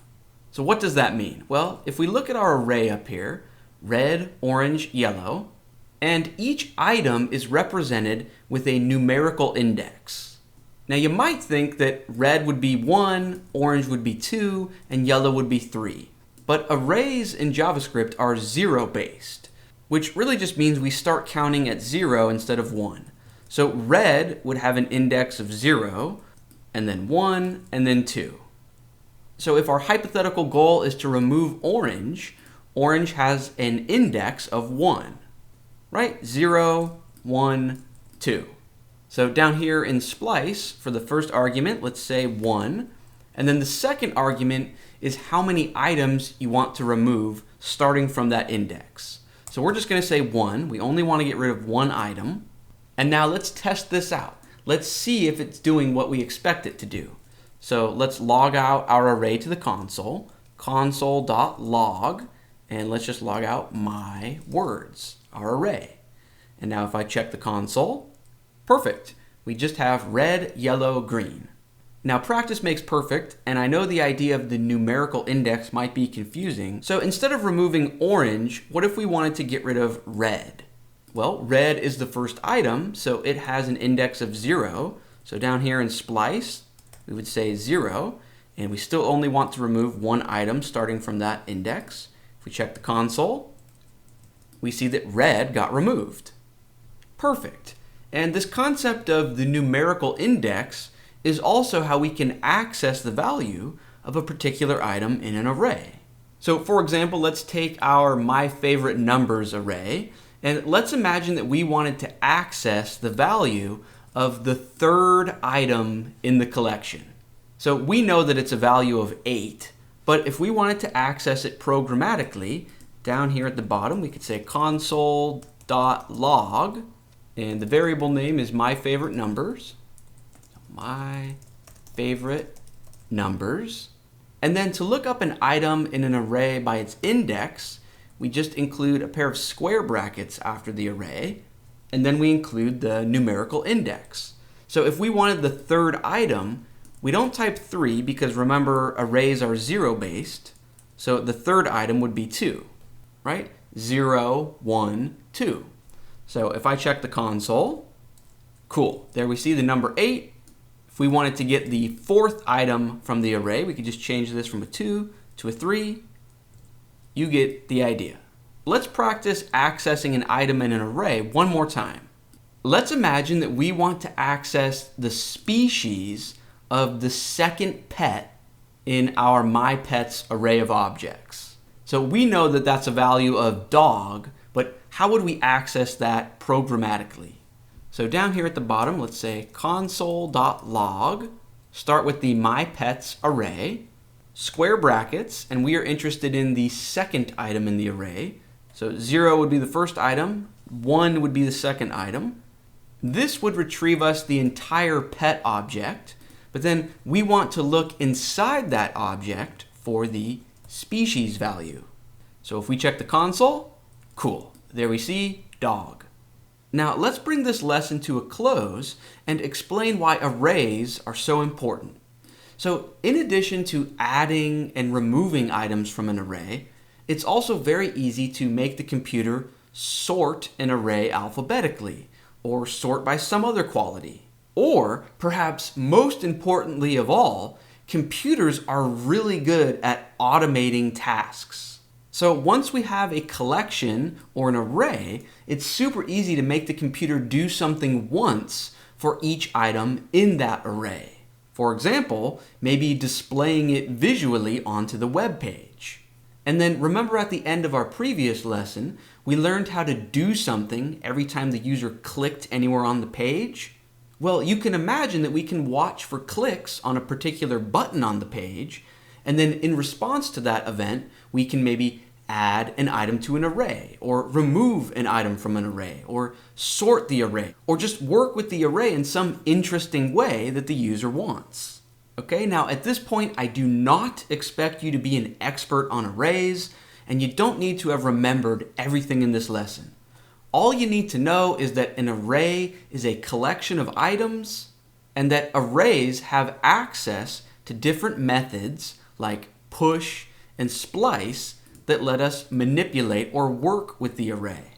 If that makes even a little bit of sense, then you're on track and you're ready to move on to the next lesson. Up next, we are going to learn how to make decisions in our code. This is going to open up so many doors. So let's keep things rolling, and I will see you in the next lesson. Hello everyone, and welcome back to the 10 days of JavaScript. Here we are in day number 5, and in this lesson, we are going to learn how to make decisions in our code. Let's jump right into an example. So let's imagine that we own an online strawberry store, and we have a rule that an order must contain at least 10 strawberries in order for a user to place that order. Otherwise, it's just not worth our while to ship it. So, if a visitor has added 10 or more strawberries to their cart, so let's say, let strawberry count equal 20. Okay, as long as this variable that we just made up of strawberry count is greater than 10, then maybe we want to output a message onto the web page that says, congratulations. So we can use the web browser's document object, and it contains a method named write, so document.write, and we can include a string of text in these parentheses, so I can just say congrats. And then if I take a look at the preview area of CodePen, there we can see congrats. Okay, but on the other hand, if strawberry count is less than 10, we don't want to say congrats. In that case, we would want to say document.write and say, sorry, we do not ship orders that small. Okay, now down in the preview area, obviously we do not want to show both of these messages. We want to show either one or the other, depending on the value of strawberry count. So the question becomes, how can we make a decision in our code so that our application can handle either situation and act accordingly? Well, the answer is that we can use something called an if statement. So check this out. Right above the congrats line, let's say if, and then a space, and then parentheses. So if, and then inside the parentheses, let's say strawberry count is greater than 9. Right, so that would include 10, and obviously any number greater than 10. And then right after the closing parentheses, let's open up curly brackets. Inside the curly brackets, I like to drop down. Okay, now on this new line in between the curly brackets, let's cut and paste the congrats line. So I'm just going to select this, cut it, paste it right here. Okay, now there's one more step I want to include before I take a break and explain how this code is working. So right after this closing curly bracket right here, let's say else, and then a new curly bracket pair. And in between these curly brackets, let's drop down and let's cut and paste our sorry message into these curly brackets. So I'm just going to select this, cut and paste it. Okay, so what's going on? Let's review this code in detail. It really almost makes sense in plain English. We're saying if strawberry count is greater than 9, then do this, else or otherwise do this. So now down in the preview area, we only see the congrats message because our strawberry count is clearly greater than 9. But if we change this value up here to something that is not greater than 9, like maybe 5, for example, then down in the preview area, we see the sorry message. And that's cool. It means that our tiny application is now flexible. It automatically adapts and makes decisions on its own. And that's the heart and soul of programming. Computer programming uses if statements or similar conditional logic like this everywhere. For example, on Facebook, if you are someone's friend, then you can see their entire profile and all of their photos. Else or otherwise, if you are not their friend, maybe you just see a very limited version of their profile. Okay, now let's learn more about how if statements work. So for starters, you do not need to include the else area.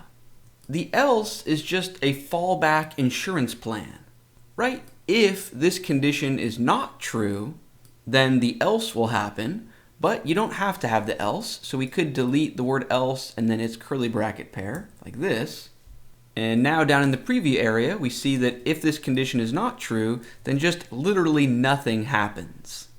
So the idea here is that the if statement can stand on its own without the else block.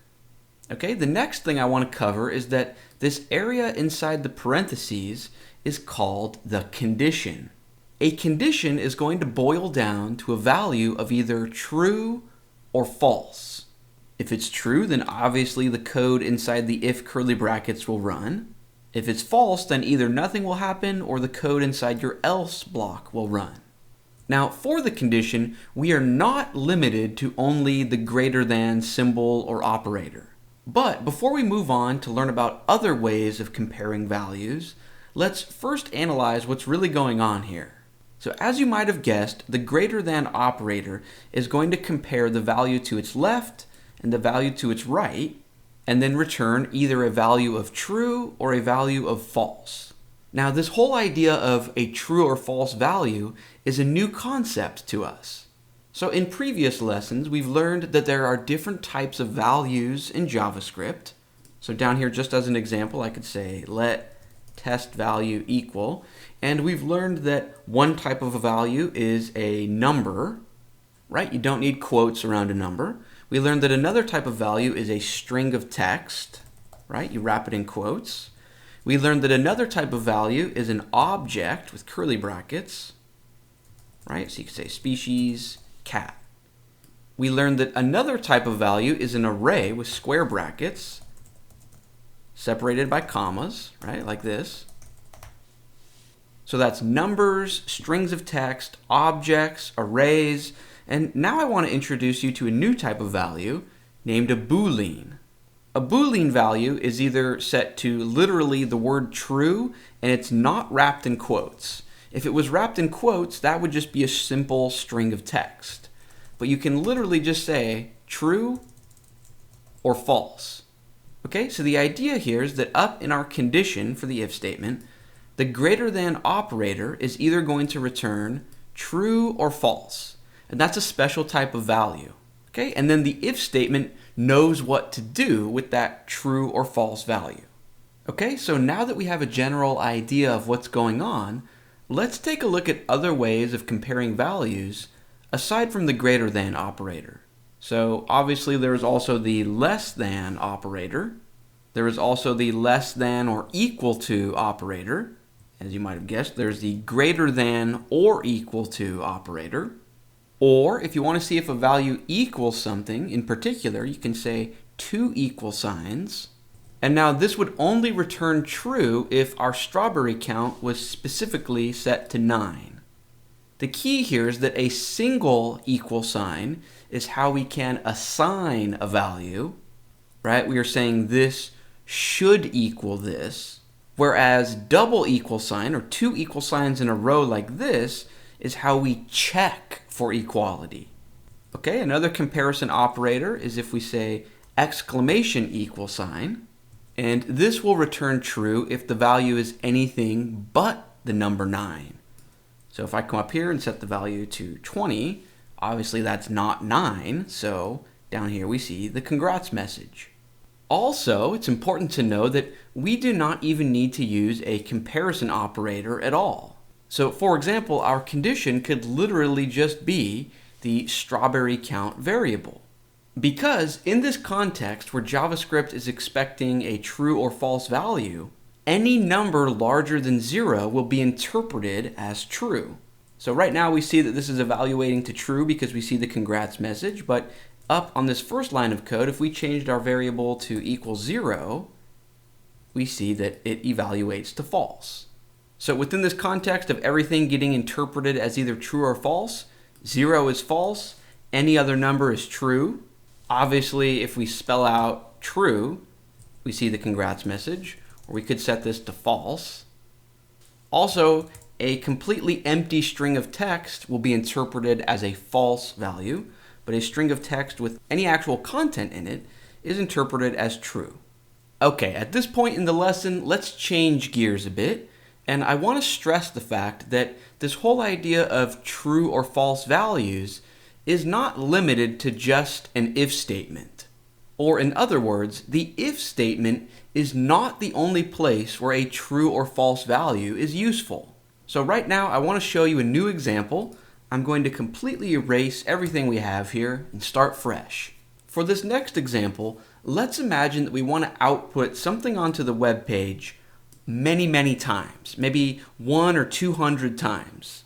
So this is totally random, but just type this out with me. If we say document.write and we say there are 2 strawberries. Okay, and then let's just copy and paste this line. Copy and paste it. And imagine that you wanted to count. So you'd say there are 2 strawberries, there are 3, there are 4, there are 5, there are 6. And imagine you wanted to count like this all the way up to 500. Well, copying and pasting would be incredibly repetitive, and it's really just sloppy, lazy code. But luckily, computers are really good at repetitive tasks. So right now I want to show you how we can make the computer do all of that hard work for us. And the key here is leveraging a true or false value. So check this out. Let's begin with 2 forward slashes to begin a comment. I will explain why we are including this comment in just a moment, but right after that, let's say while, and then a pair of parentheses, and then after that, a pair of curly brackets. Now, within the while parentheses, we include a condition, obviously that will return true or false. Now, as long as it evaluates to true, whatever lives within the curly brackets is going to happen again. And then it's going to check the true or false nature of our condition again, and then repeat the curly brackets again and again and again until finally the condition evaluates to false. It's a bit hard to understand until you actually see it in action, so let's try this out. On a new line up at the very top, let's say let strawberry count equal 2. Okay, now in the condition for our while loop, within these parentheses, let's say while strawberry count is less than 200. Then within the curly brackets for the while loop, let's say document.write, and let's say there are, and then instead of hard coding a number ourselves right here, like 3 or 4 or 5, let's end the quotes and say plus strawberry count, so pull in the variable, and then let's finish out the sentence. So there are blank strawberries. Okay, now right after this line, but still within the while loop curly brackets, let's say strawberry count should equal strawberry count plus 1. I will explain this line of code in just a minute, but for now, let's try removing the 2 forward slashes on this line of code to basically remove the comment. Okay, down in the preview area, you can see that the computer automatically counted all the way to 199. If we wanted it to actually include 200, we could change this to less than or equal to. Okay, then down in the preview, we see it counted all the way to 200. So what's going on? How is this working? Basically, a while loop is just going to keep repeating its body, its area within the curly brackets here, until the condition is no longer true.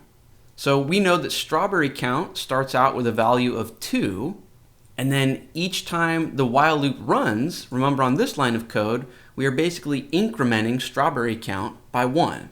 So we're saying that variable should equal itself plus 1. Now a neat little trick, there is a more succinct or cleaner way of writing this same line of code. But before we improve or modify this line, I want to be sure to comment out the beginning of our while loop once again. So just 2 forward slashes here. And I'm only doing this because CodePen automatically reruns and retests your code after every keystroke. And when you're working with a while loop, you want to be careful to not try and execute an infinite loop. Because if you think about it, without this line of code that I'm highlighting right now, if we never incremented the value of strawberry count, then the while loop would just run forever because it would never have a value greater than 200. And computers don't like it when you create an infinite loop. They tend to freeze up or lock up. Anyways, once you've commented out the beginning of the while loop, we can improve this line of code by simply saying strawberry count plus plus. When we include 2 plus symbols at the end of a variable like this, it will increment or add 1 to that value. Okay, now let's test this out. Let's get rid of the comment or the 2 slashes in front of while. And we see that it works perfectly still. And just a small update, why don't we change it so that each sentence sits on its own line? So after strawberries period, I'm just going to include a BR tag. Cool, and there we see it. The computer counts all the way up to 200 for us. And computers are really good at repetitive tasks like this. You could change this to 500. And it's going to count all the way up for you. Anyways, the takeaway idea here is that there are many places in JavaScript where you can leverage a true or false value. To circle back to the idea of this lesson, the while loop is going to keep repeating itself again and again and again as long as this value is true. Or to put it into common English, it's basically saying, while this is true, do this. Now that's going to bring this lesson to a close, but before we move on to the next lesson, I do want to let you know that I am fully aware that these first 4 or 5 lessons have been a bit disjointed. And I know it can be challenging to stay engaged because we haven't yet tried to test our knowledge by building some sort of real-world application. Right? The fun level has not been too high yet, but trust me, you are doing yourself a huge favor by learning this core of the language first. Once all of these different symbols and parentheses and equal signs, once this basic syntax becomes even a little bit familiar to you, you will have already won 90% of the battle of learning to be a JavaScript developer. Because JavaScript is JavaScript. It doesn't matter if we are writing it in the web browser, or if we are writing it for Node to set up a server, or we are writing it for MongoDB to work with a database. If you can speak this code, if you can speak this language itself, then learning the environmental jargon of the browser or Node or MongoDB is a piece of cake. Now again, I know the fun level in the course so far has been relatively low, and I know that so many other courses take the opposite approach. They have you start building a web application immediately. But you're really just copying what the instructor is typing because things are moving so fast and you haven't yet had a chance to get familiar with the syntax, right? The parentheses, the curly brackets, the dots, the equal signs, the quotes, so on and so forth. So long story short, I know without a doubt that this is the most boring and tedious part of the entire full stack course. But consider this first chapter the the metaphorical act of eating your broccoli, right? It's not the tastiest, but it's really good for you in the long run. So for many of you, I know it feels like we're moving very slowly.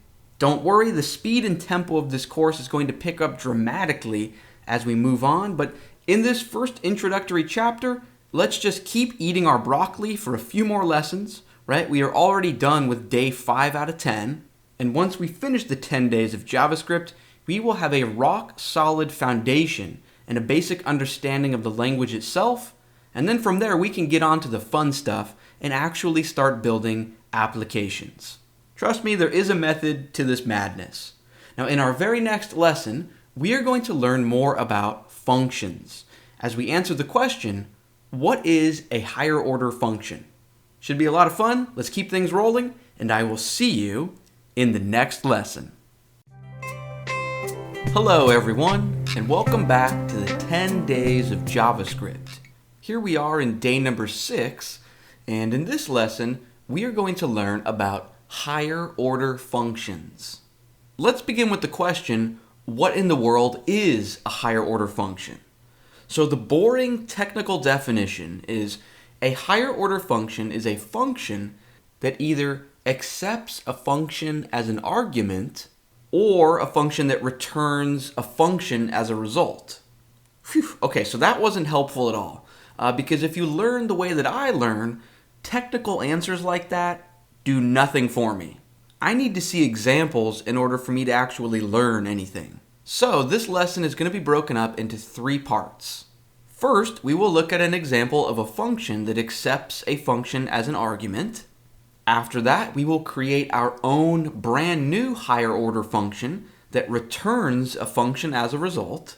And finally, at the end of the video, we will learn about some of the most useful higher order functions that are part of the core JavaScript language that you would leverage in the real world on a daily basis. Okay, so let's begin up at the top and look at a function that accepts another function as an argument. So believe it or not, we've actually already seen a function that does this. So type this out with me. If we say document.add event listener, and this is a function or method that belongs to the document object, so we include parentheses to run or call the function, and you might remember that it takes 2 arguments. So the first argument is which event you want to be on the lookout for, so we could say quotes click, and then a comma to include another argument, and remember that the second argument is supposed to be a function that you want to run when this event happens. So we could say our amazing function. And then down on a new line, we could create a function with this matching name. So function our amazing function, parentheses, curly brackets. And maybe we just alert a pop-up message that says, thank you for clicking. Okay, now if I check out the preview area of this and click down here, we see the pop-up, thank you for clicking. We've done this before, it's not impressive. The reason I'm showing you this is I want to point out what a higher order function is. We would say that this add event listener method or function is a higher order function because the second argument that it expects to receive is a function. If you've never worked with another programming language before, you might not see what's so special or noteworthy about this. However, in certain programming languages, you are not allowed to pass a function as an argument. You can usually only pass simple values like a string of text or a number. So JavaScript is special in the sense that functions are not considered weird or special entities with their own unique set of rules of where and how they can be used. In JavaScript, a function is just like any other entity or value. To explain what I mean by that, let's jump into our next example. But really quick, back to the definition, right? So a higher order function is a function that accepts a function as an argument and or returns a function as its result. So we just saw an example of the first part of that definition, right? We saw a function that accepts a function as an argument. And now the last part of the definition, a function that returns a function as a result, that is a bit trickier to understand. So right now I'm going to get rid of this code and let's start fresh, and I want you to type this out with me. First, let's begin with a simple function that is not a higher order function. So let's create a function and name it double me, parentheses, curly brackets. And imagine that we want this function to double whatever number you give it and then return that value. So within its parentheses, we can include a parameter, and then inside the body of the function, we could just say return that parameter times 2. Okay, and then below this function, we could test it out. So maybe we could write a sample number out to the web page down here. We could say document.write, and then let's say double me 20. Cool, so down in the preview area, we see that it worked properly, right? We see 40. So the point here is that this double me function is not a higher order function. Clearly, it does not accept a function as an argument. We expect it to receive a number, and it also does not return a function, right? It just returns a simple number. Now, if you're like me, you might be scratching your head and wondering, when would it ever be useful for a function to return a function? Well, let me give you an example. So let's imagine that we also wanted a function named triple me and quadruple me. So we could just copy and paste our double me function, right? And change the name to triple me, and then adjust this to multiply by 3, and then we could paste it again and name this one quadruple me, and change the multiplier to 4. You get the idea. But this code is getting repetitive. Literally, the only thing that's changing is the number that we are multiplying by. So, just like each one of these functions returns or generates a value, what we can do is create a new function that generates or returns one of these multiplier functions. Let me show you what I mean, because it's really confusing until you see it in action. So I'm going to get rid of the triple me and quadruple me functions, and let's create a brand new function. The name doesn't matter, but I'm going to name it create multiplier, parentheses, curly brackets. In these parentheses, let's give it a parameter. I'm going to say multiplier. Okay, and then in the body of this function, instead of returning a number, we can literally return another function. So function, parentheses, curly brackets. And now let's just pretend that this function is the double me function, but let's make it flexible, right? So within its parentheses, we could include an x as a parameter, right? This would represent whichever number is getting doubled or tripled or quadrupled. And then in the body of this function, we would just return that number times, and then this is where we make it flexible. So instead of doubling it or tripling it or quadrupling it, let's just pull in this parameter, the multiplier parameter. Now don't worry, I do not expect this to make sense yet. Okay, now at this point we can get rid of our double me function. Now check this out. This is where it will start to make a little bit of sense. Down here we can say let double me equal, and then we can just use this create multiplier function to create our double me function. So we can say create multiplier 2, right? And then we could try it again. We could say let triple me equal create multiplier 3, and then let quadruple me equal create multiplier 4. Okay, now before we actually try to use these new double me, triple me, quadruple me functions, let's take a minute to understand what's actually going on here. Because there are two really interesting and potentially confusing things taking place here.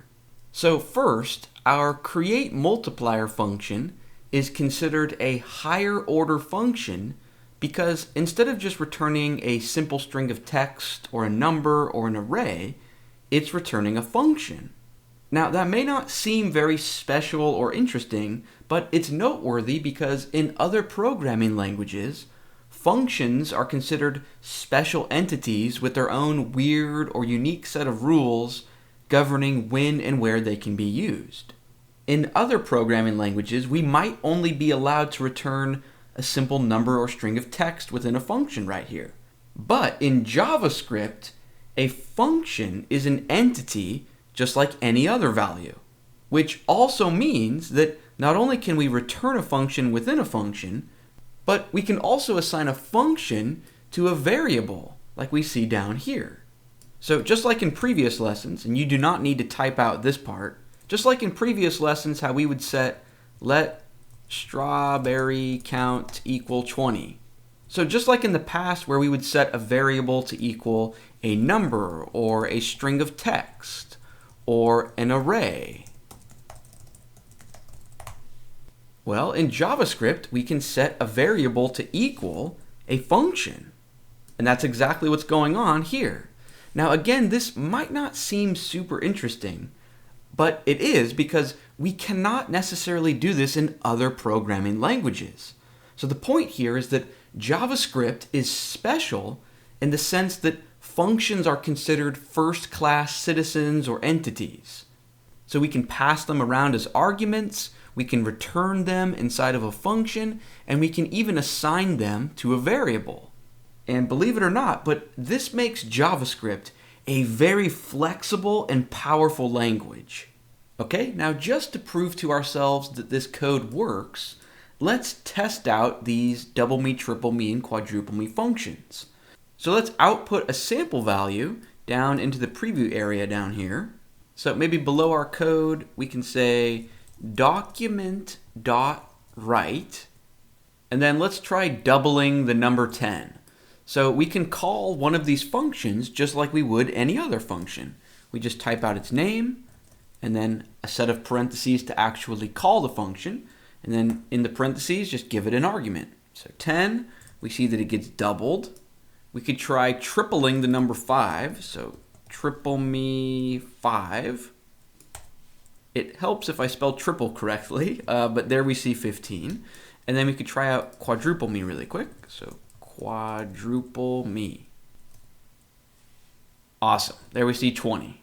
If you're still a little bit confused as to how this is working, we can take double me as an example. So we are creating a variable and saying, let double me equal whatever this create multiplier function returns. And we know that that function returns a function. So then literally, the double me variable is going to equal this function that gets returned here. And then we can call it just like any other function. All right, so now that we've covered both halves of the definition of a higher order function, let's move on to the third and final part of this lesson. So I'm going to erase everything we have so far. We began this lesson by looking at an example of a higher order function that the web browser environment offers. And then in the second part of this lesson, we created our own functions. Okay, and now in this third and final part, I want to show you a few higher order functions that are part of the core JavaScript language itself. And actually, some of the most useful ones that you would run into on a daily basis all have to do with arrays. So let's begin by pretending that we have an array. You can type this out with me. I'm going to say let my colors equal, and then square brackets to create the array. And then I'm just going to spell out the first few colors of the rainbow. Okay, so we've got this example array. Now let's imagine that we want to do something once for each item in the array. For example, let's imagine we want to output down onto the preview part of the web page a little bit of text that says, the color red is a great color, and then the color orange is a great color. The color yellow is a great color. Right, so we want to perform this repetitive task and do it once for each item. Well, check this out. In the JavaScript language, let's begin working with our variable, so my colors. In the JavaScript language, all arrays have access to a method named forEach. And just based on its name, you might be able to guess what it does. Within its parentheses, for the argument, we just give it a function. And then it's going to run that function once for each item in the collection. Let me show you how it works. So maybe down on a new line, let's create a brand new function and name it say something nice. The name of the function doesn't matter, that's just what I'm going with. So I've got the name and then parentheses, curly brackets. Okay, now we can spell out what this function should do in just a minute, but on this line, within the parentheses for each, let's pass it that function. So say something nice. And now this line of code almost makes sense in plain English. We've got our array of colors and we are saying for each item in that array, say something nice.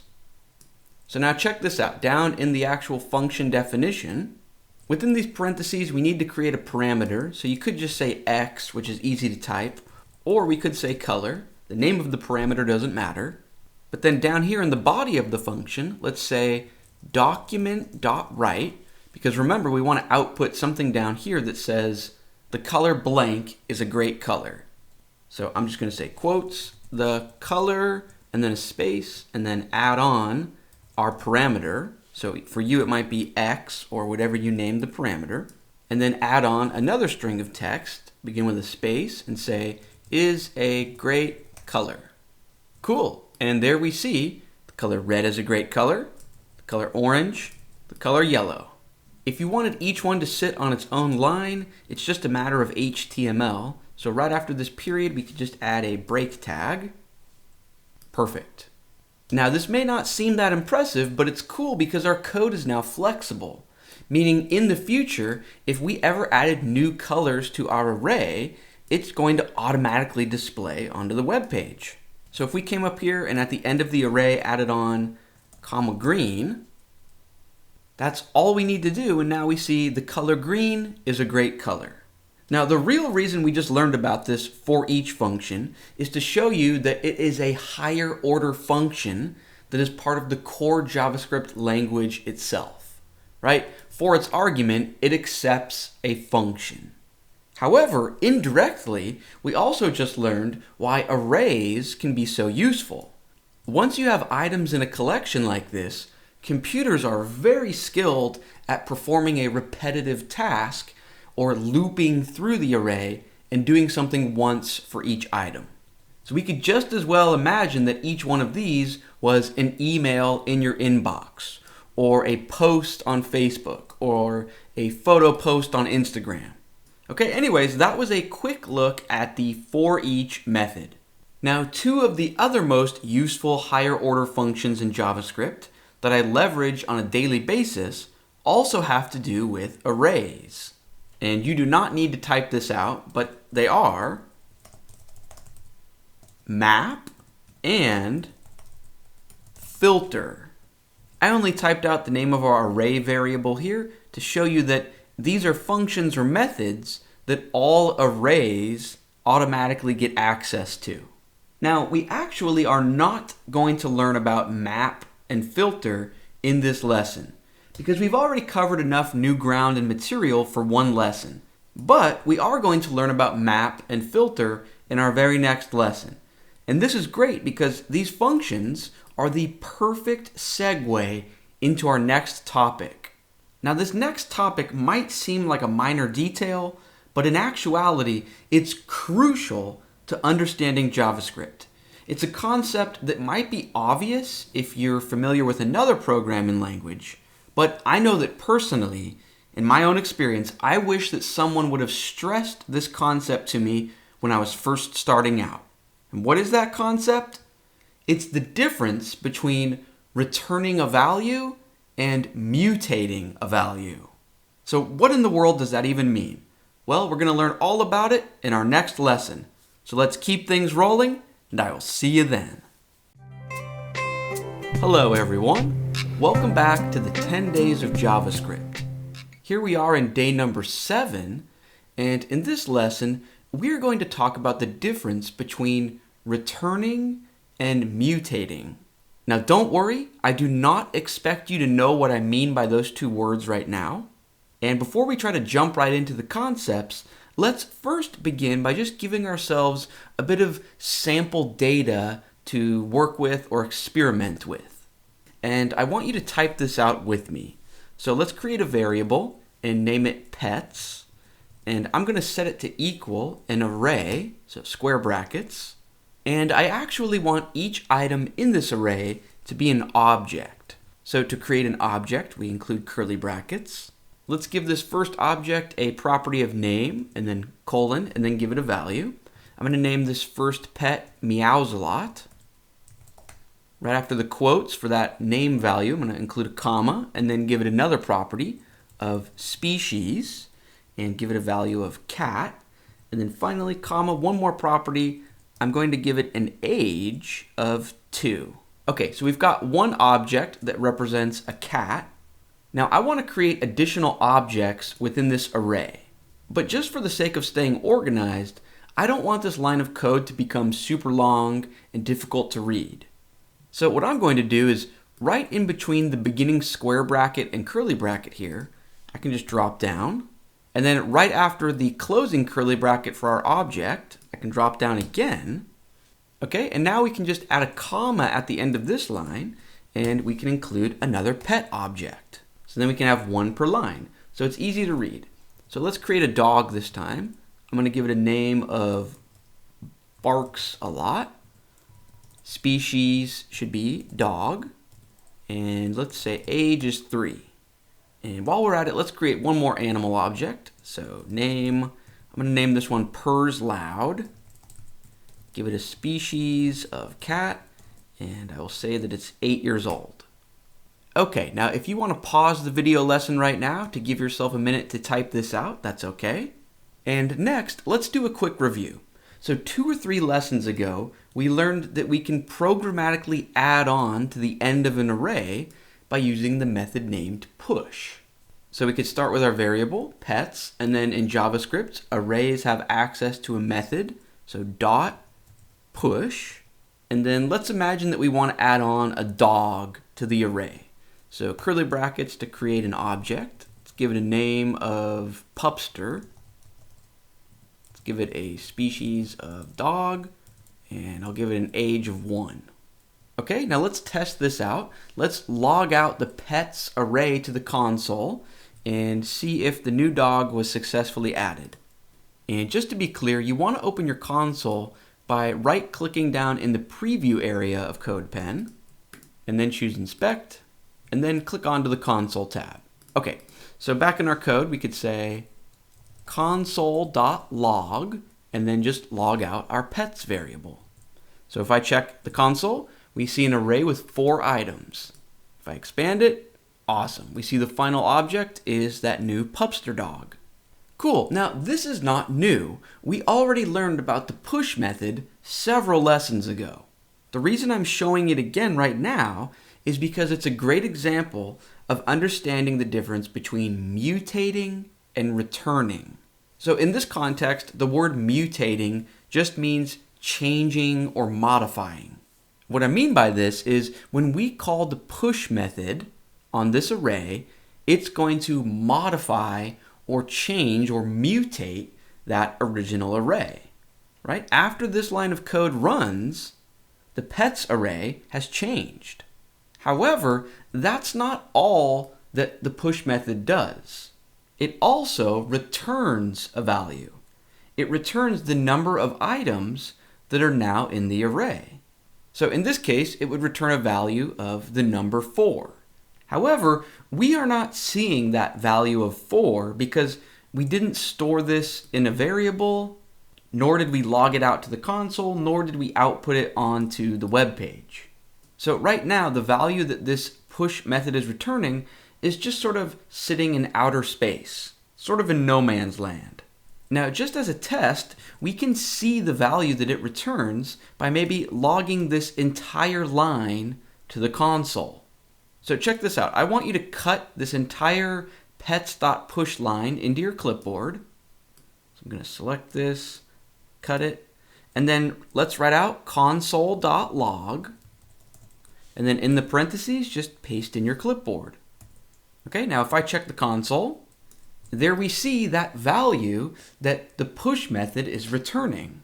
So it returns a simple number value, But the line of code also still ran and mutated the array, because when we logged out the array, we see that there are still 4 items, and the pupster object was successfully pushed onto the array. So we could almost say that the push method lives a double life. On the one hand, it performs an action on the array, right? It changes or mutates the array. And then on the other hand, it returns a value. Now, the real question here is, why is this interesting? Well, the reason this distinction between mutating and returning is important is because there are other array methods that do not mutate or change the array, and they only return a value. Now, up until this point, the array methods that we've seen, like push and splice, well, really the main reason you would use these methods is to mutate or change the array. And the values that these functions return almost seems like a weird side effect that would never be very useful. However, right now, I want to show you 2 array methods that are extremely useful, even though all they do is return a value, right? They do not mutate the original array. And those 2 methods that I want to show you are map and filter. So let's do this. I'm going to erase this console.log pets line at the very bottom. Okay, below this, on a new line of code, I want to show you the map method. But first, let's give ourselves a goal to work towards.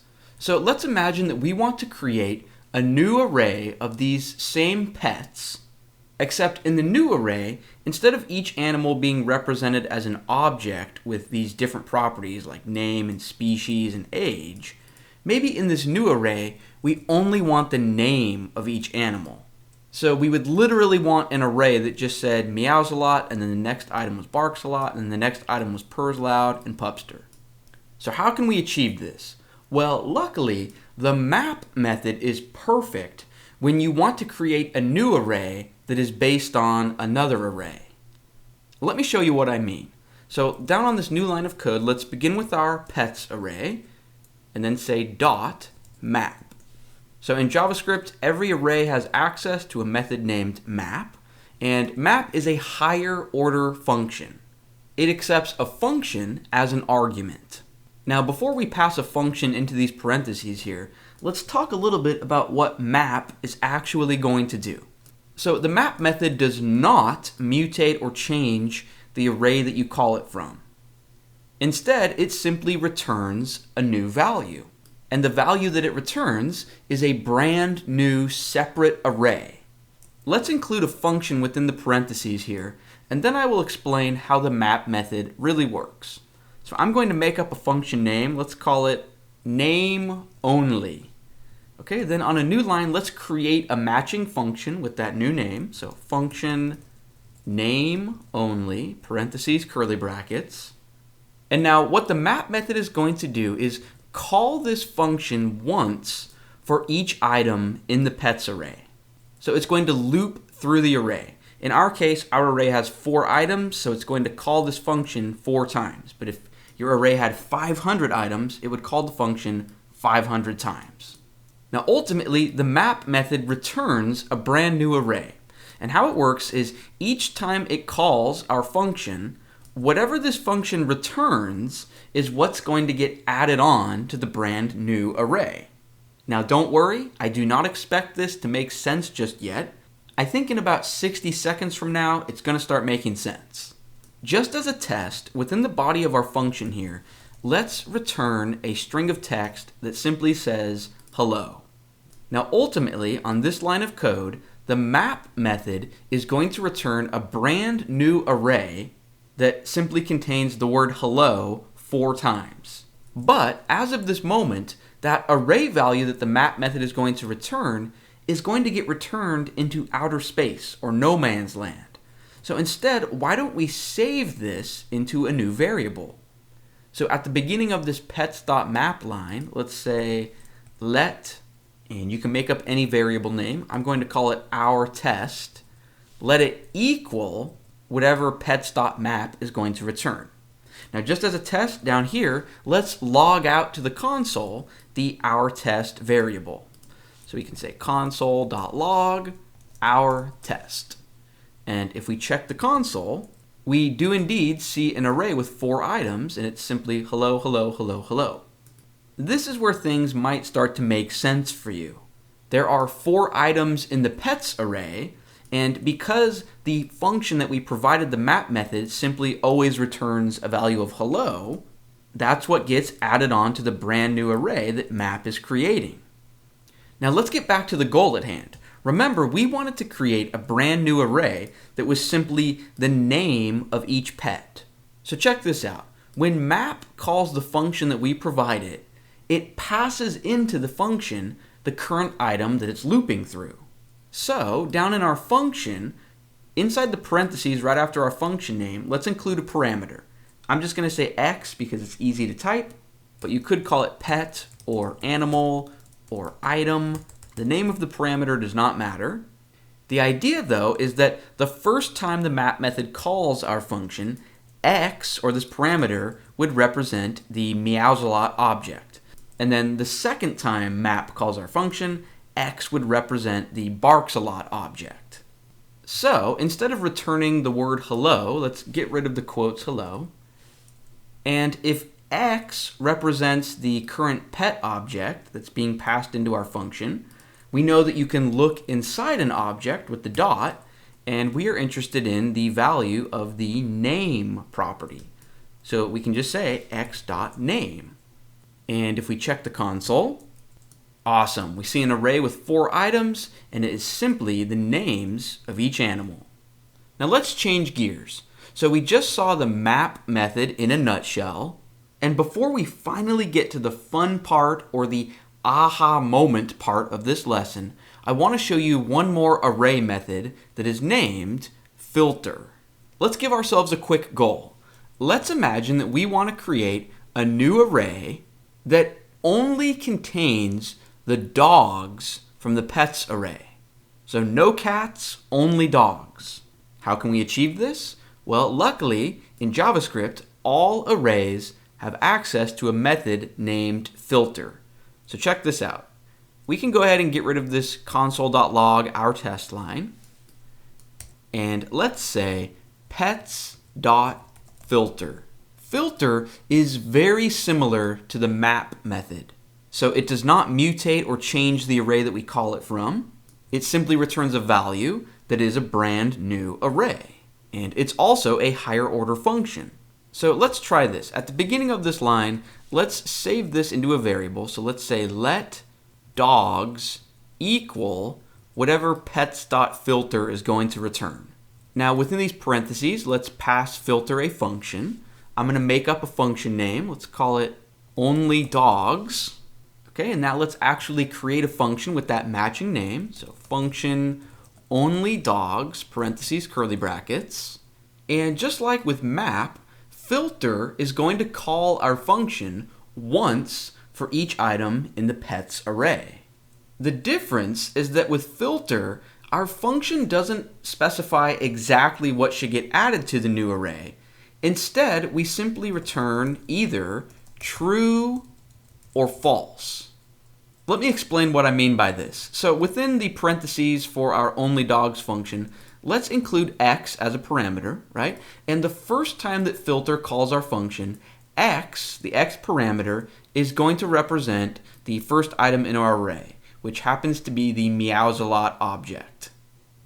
So down in our brand new function, if we return a value of true, that meowsalot object will be added to our brand new filtered array. If we return false, that item will be skipped and it will not be added to the new array. So, since we learned about true and false values in an earlier lesson, check this out. If we only want dogs, we can simply say x.species == dog. The double equal sign comparison operator is going to boil down to either true or false based on the values to its left and to its right. So in other words, this is only going to return true if the item is a dog. So let's test this out. down here, let's log out to the console our dogs array. So we can say console.log dogs. If we check the console, we see an array with 2 items. If I expand it, awesome. It only contains Barks a Lot and Pupster. Now really quick, I just want to do one more thing before we finally get to the aha moment of this lesson. Back in our code, right beneath our only dogs function, why don't we create a brand new function and call it only babies. So function only babies, parentheses, curly brackets. And we could use this function if you imagine that we only wanted an array of pets that were younger than the age of 3. So within the parentheses, let's include a parameter to work with the current item. And let's say only return true if x.age is less than 3. Okay, now this is finally the aha moment of the lesson. Down here, let's get rid of the console.log dogs line. And check this out. Let's imagine that we want to create a new array that is simply the names of the dogs that are under the age of 3. So we could create a variable and say let baby dog names equal, and then we could begin with our pets array and call the filter method and filter out for only dogs. And now this is the cool part. Because this highlighted section of code is going to return an array, well, we can just look inside that array that it's going to return and filter it again. Now, what we just did is super important in terms of understanding JavaScript. So you've already heard me say this about 100 times, but when I say that all arrays have access to these methods, I literally mean all arrays. Not only arrays that have been already saved into a variable, but even arrays that are just sort of floating in outer space or in no man's land. So as soon as this highlighted part returns its value or its array, that array is just sort of floating in memory or floating in outer space, but then we can tack onto it and say, hey, that's an array just like any other array. It must have access to these array methods. So another dot filter, and this time we can filter for only babies. And finally, if we want this array to only contain the name property and not the age or species, well, we know that this is going to return an array, so we can just look inside that array and call the map method. And remember, our old function was named nameOnly, and it also returns an array, and that is what we can finally let get saved into our variable. Let's go ahead and test things out by logging this to the console. So console.log baby dog names. And if we check the console, awesome. It's an array with just one item, and it's only the name. The big takeaway point for this lesson is that even though these methods do not mutate or change the original array, they are still incredibly powerful. They are powerful on their own, but then once we realize that we can chain together multiple actions like this, we begin to see the true nature of JavaScript and how creative we can get with our code. Chaining together actions like this is not limited to only arrays. We can do this with basically any data type in JavaScript. If it's not crystal clear, do not worry, because this is a concept that we are going to practice again and again throughout the course. That's going to bring this lesson to a close. In our next lesson, we are going to learn about scope and context. So what in the world do those words mean in relation to JavaScript? Well, let's keep things rolling and let's find out in the next lesson. Hello everyone, and welcome back to the 10 days of JavaScript. Here we are in day number 8, and in this lesson we are going to talk about scope and context. So what is scope and what is context? Well, here are my own sarcastic definitions. So I would say that scope is the biggest source of confusion regarding variables, and my definition for context would be the biggest source of confusion regarding objects. Now, these tongue-in-cheek definitions are not actually helpful, but right away they do let us know that scope has to do with variables, and context has to do with objects. But beyond that, let's dive deeper. So let's start with scope, and then in the second half of this lesson, we can cover context. Now, instead of trying to explain scope with only words, let's work through a few examples together where we can see scope in action.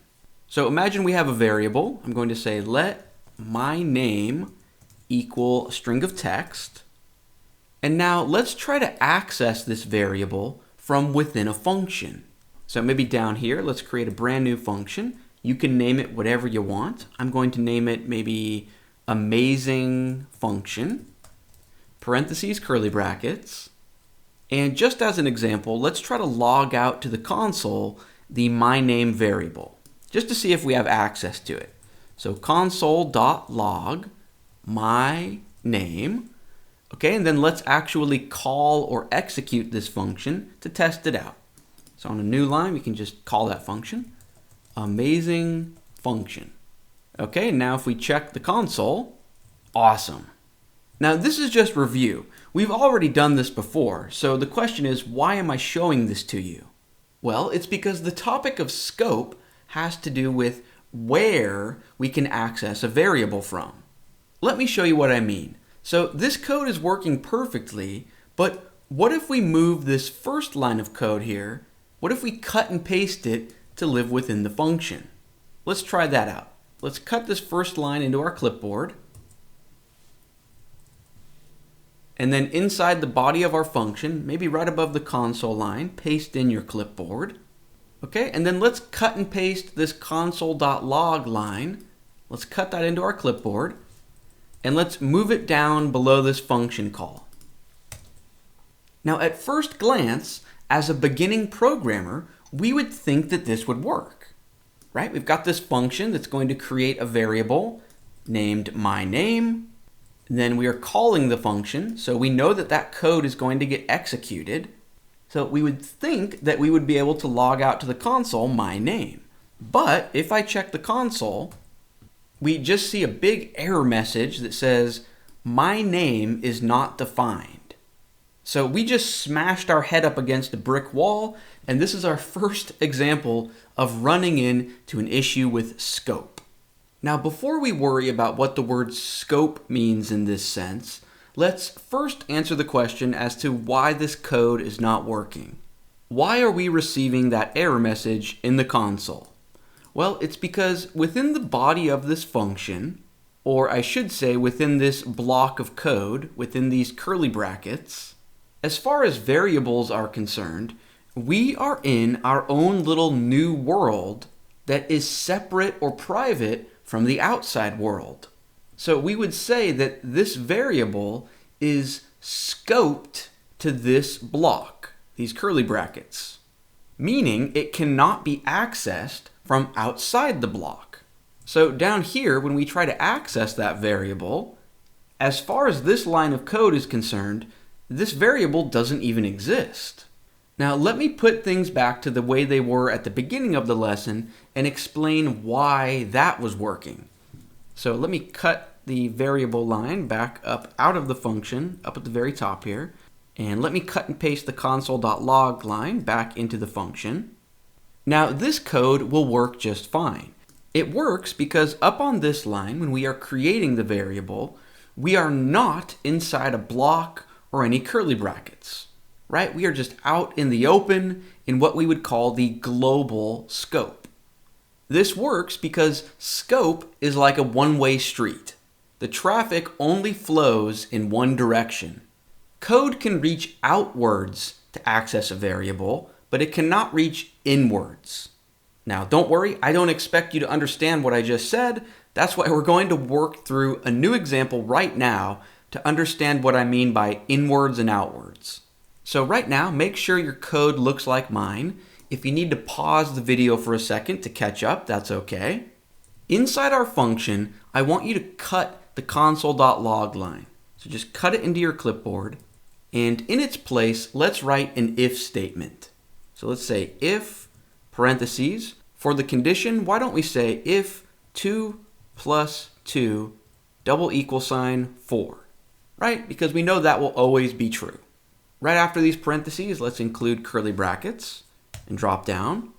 And now inside the if statement, let's just paste back in the console.log line. Okay, now if I check the console, we see that things are working just like before the if statement. So you might be wondering why I even added this if statement at all. Well, it's because it's a great example to explain what I mean when I say that scope begins inwards and moves outwards. Right? That analogy when I said that scope is a one-way street. So when this line of code runs, JavaScript's first instinct is to see if there is a myName variable as close to home as possible, meaning within this scope, within this block, within the curly brackets for the if statement. So just as a quick test, within the if statement, right above the console.log line, if I say let myName equal Brad the third, and then check the console, we see Brad the third. However, if we either delete this line or just put 2 forward slashes to comment it out and pretend that it's deleted, if JavaScript sees that there is no myName variable within the current local scope, well, it's then going to look up the scope chain or look one level outside of itself. So outside of this scope, the next closest scope is within the body of our function. So just as a test, if we said let myName equal Brad Jr. and check the console, we see Brad Jr. Okay, and then finally, if we either deleted this line or just got rid of it with 2 forward slashes, JavaScript would say, okay, there's no myName inside the local block. There's no myName in the block that's one level up. Why don't we check another level up from that? And that would finally land us in the global scope, and it would see that, aha, that variable exists. So if we check the console, it's back to just Brad. So the idea is that when a line of code runs and you're looking for a variable, JavaScript is first going to look for that variable as close to home as possible within the current scope. If it's not there, it's just going to keep moving up the scope chain one level at a time until it finds what it's looking for. Now, it's important that we really understand what's going on here. So really quick, this is not a case of these lines overriding or updating this original variable. That is not what's happening. Even though these 3 variables of myName all have the same identifier or label name, they are 3 completely independent and separate variables. Let me show you not only how we can prove that, but also what I mean. Because I remember when I first learned programming, and I saw an example like this, I actually misinterpreted it and saw it backwards. I saw it as, okay, we're creating the variable in the global scope, and then we are updating the variable in this scope, and then we're updating it again in this scope. That is not the case. These are 3 completely separate variables. And I can prove that to you by removing the slashes to uncomment out these 2 lines. So let's get rid of the slash here, and then get rid of the slash here. And now let's do this. Within our innermost block of code, within the if statement, inside the console.log, let's begin by saying inside the if statement, and then a comma, and then output our variable. Okay, now right after the if statement, but still within our function, so right here, let's log out to the console and say inside our function, and then comma, and then our variable. And then finally, down at the very bottom, on the last line of code, after we call the function, so we are in the global scope now, let's log out to the console and say in the global scope, and then comma, and then output myName. Okay, now if we check the console, we see inside the if statement is one variable with its value. Inside our function is a different variable with its own value. And in the global scope, that's another variable with a different value. What was the point of this experiment? It's to show you that these are 3 completely separate variables. Even though they have the same identifier or label, it doesn't matter.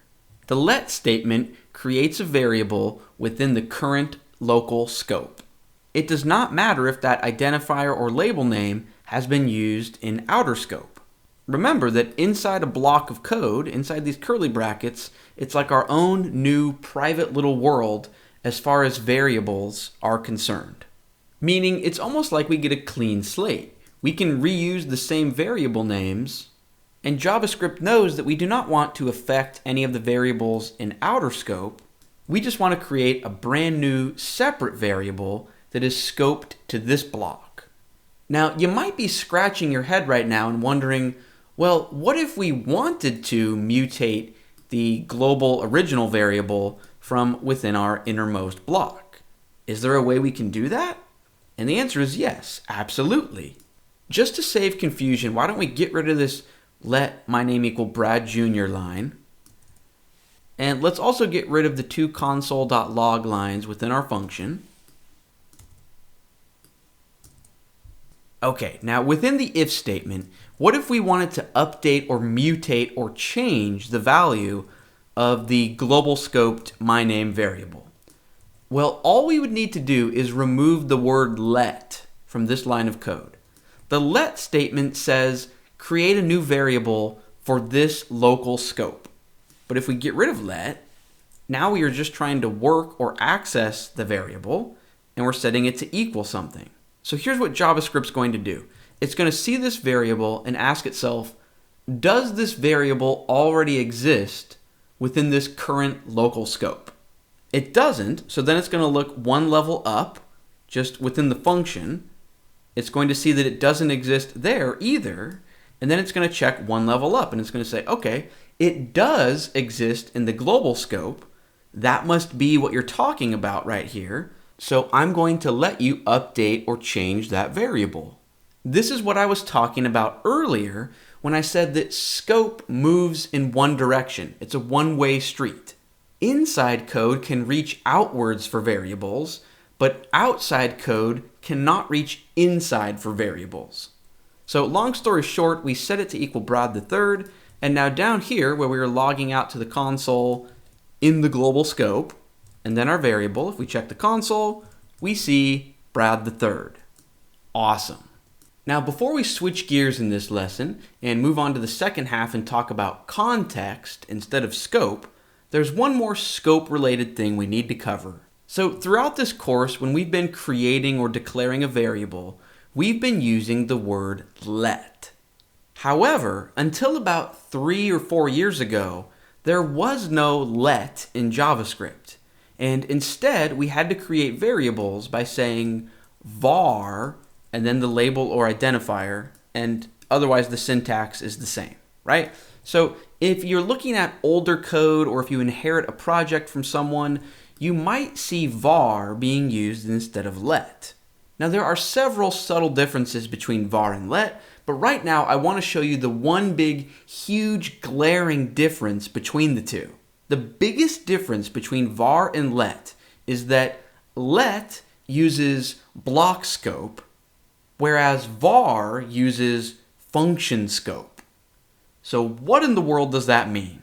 Let me show you. So within our if statement, at the beginning of this line of code, if we put the word let here, we know that that's going to create a variable that is scoped to this block, right? Scoped to the if statement's curly brackets. So let is going to look for the nearest enclosing block. And a block can be several different things, right? We know that an if statement uses a block, these curly brackets. We know that a while loop uses the curly brackets in a block. Clearly, the body of a function uses a block. Okay, but the idea here is that let is going to make it so that this variable is only accessible from within the nearest enclosing block. So right now, we would not be able to access the variable right here outside of the if statement. However, if we changed this to a var instead of a let, var uses function scope instead of block scope. So var is going to say, you know what? I don't care that the if statement has curly brackets and that it's a block. Since I'm a var, I only care about the curly brackets of a function, right? Because var uses function scope instead of block scope. This means that this var variable is accessible anywhere inside its enclosing function, even outside of the if statement. So we could access my name right here within the function.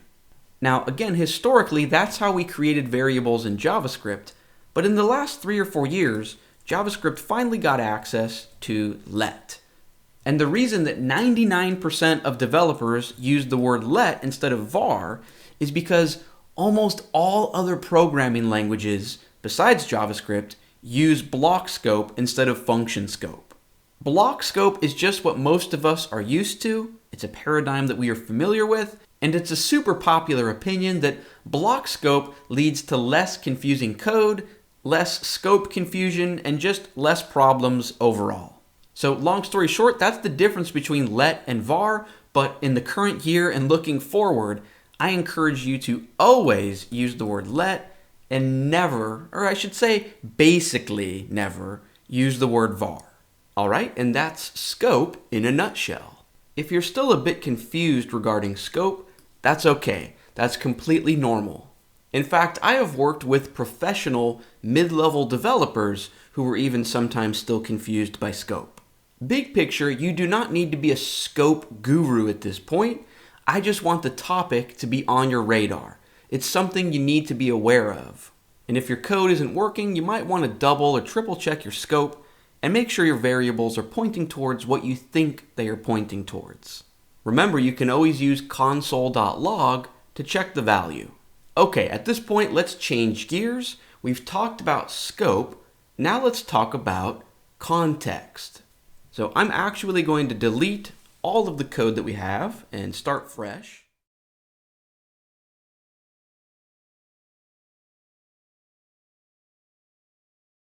Remember, you can always use console.log to check the value. Okay, at this point, let's change gears. We've talked about scope. Now let's talk about context. So I'm actually going to delete all of the code that we have and start fresh. Okay, so scope is about variables. Context is about objects. So with this in mind, let's go ahead and give ourselves an example object to experiment with. So I'm going to create a variable and I'll give it a name of John and set it to equal an object, so curly brackets. Let's give it a property of first name and set it to equal John. And then let's give it another property of last name and give it a value of Doe. Okay, and then let's also give this object a method named driveCar. So driveCar, parentheses, curly brackets. And let's imagine we want this method to log out to the console a bit of text that says, John Doe is driving a car. So console.log, only we don't want to necessarily hard code John into the string of text.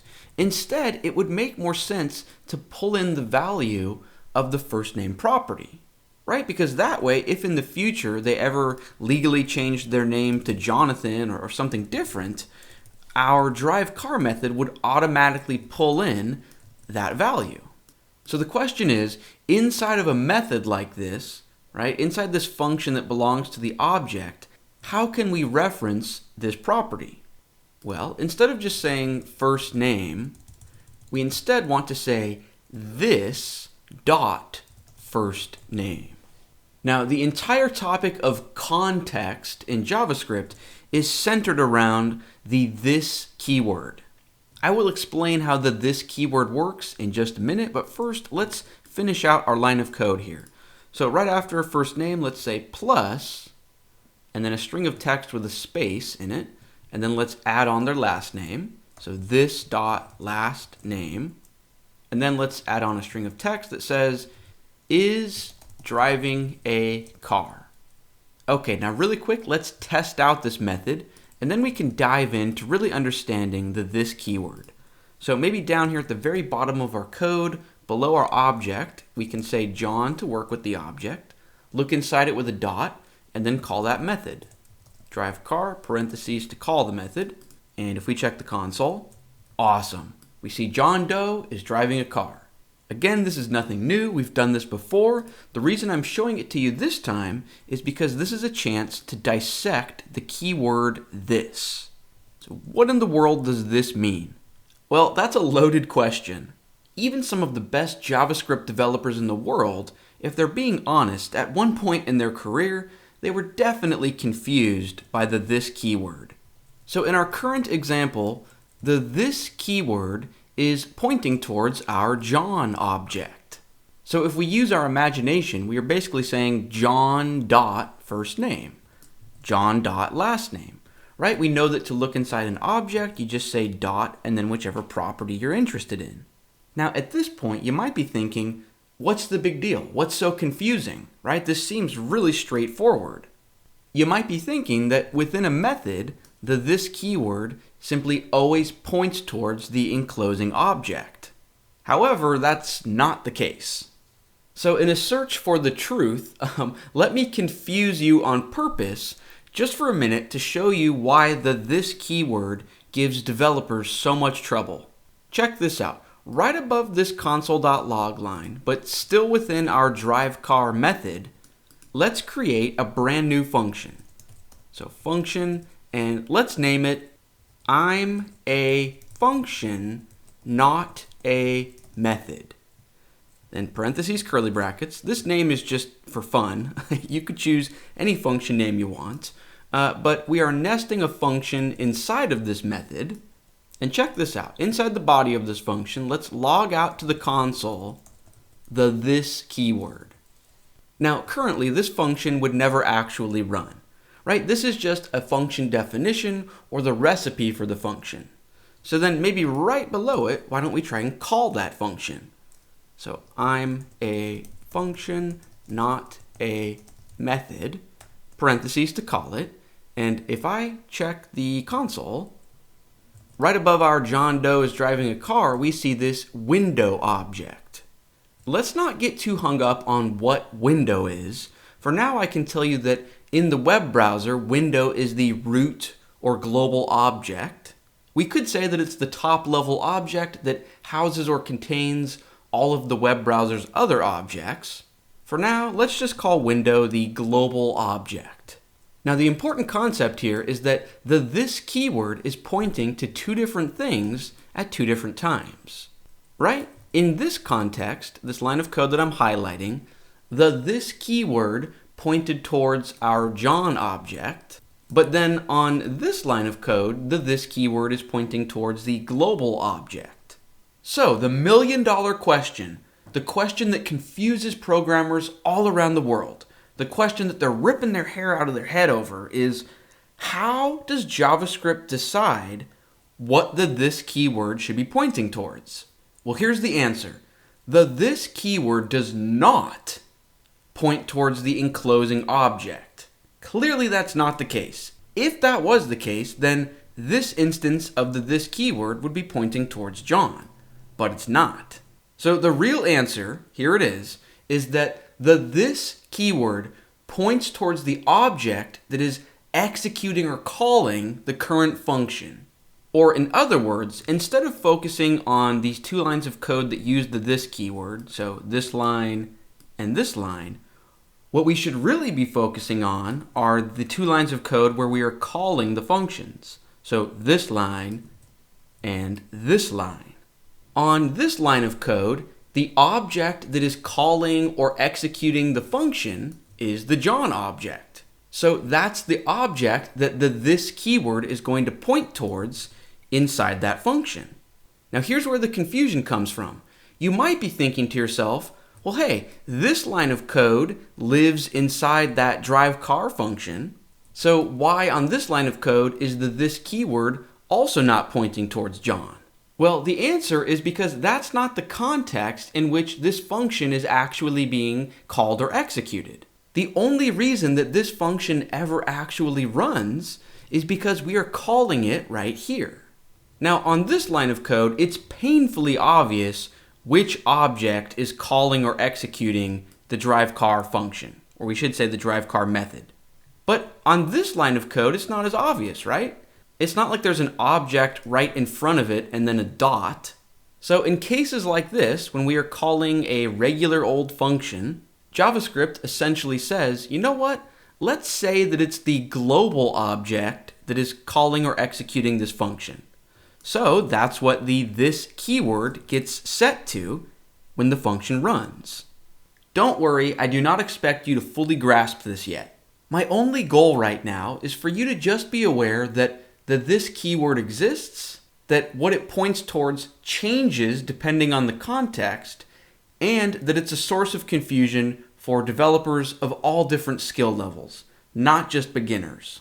In the future, when you are creating applications, I guarantee that you're going to run into the this keyword. And I can also guarantee that at some point, your code is not going to work the way that you want it to work. And there's a good chance that it's because the this keyword is not pointing towards what you think it's pointing towards. Don't worry, this is a concept that we can review and practice again later on in the course. Now, really quick, before we bring this lesson to a close, I want to answer the question of why. Why does the this keyword even exist? We just spent a lot of energy trying to understand how to use it, but what about why we would use it? So let's give ourselves a quick goal. Now, right now, we just have this one object named John, but imagine we had 500 other objects that represented people and cats and dogs. And imagine that we wanted to give all of those objects a method named breathe. And maybe the breathe method logs out to the console a message that says their name, and then it says they just inhaled and exhaled. Now, technically, we could just type out a function like we did for drive car, and then copy and paste it into all 500 objects, but that would be terrible code, right? That's super repetitive. So let me show you what else we can do. Maybe down here, let's create a brand new function. So function, let's call it breathe, parentheses, curly brackets. Now, if you're more experienced in programming and you're just watching these lessons as a review, you might be screaming at the screen right now, wondering why I wouldn't just use a prototype or class syntax and inheritance. But those are concepts that we have not gotten to yet in this course, so bear with me. So we've got this new function, and imagine inside it we say console.log,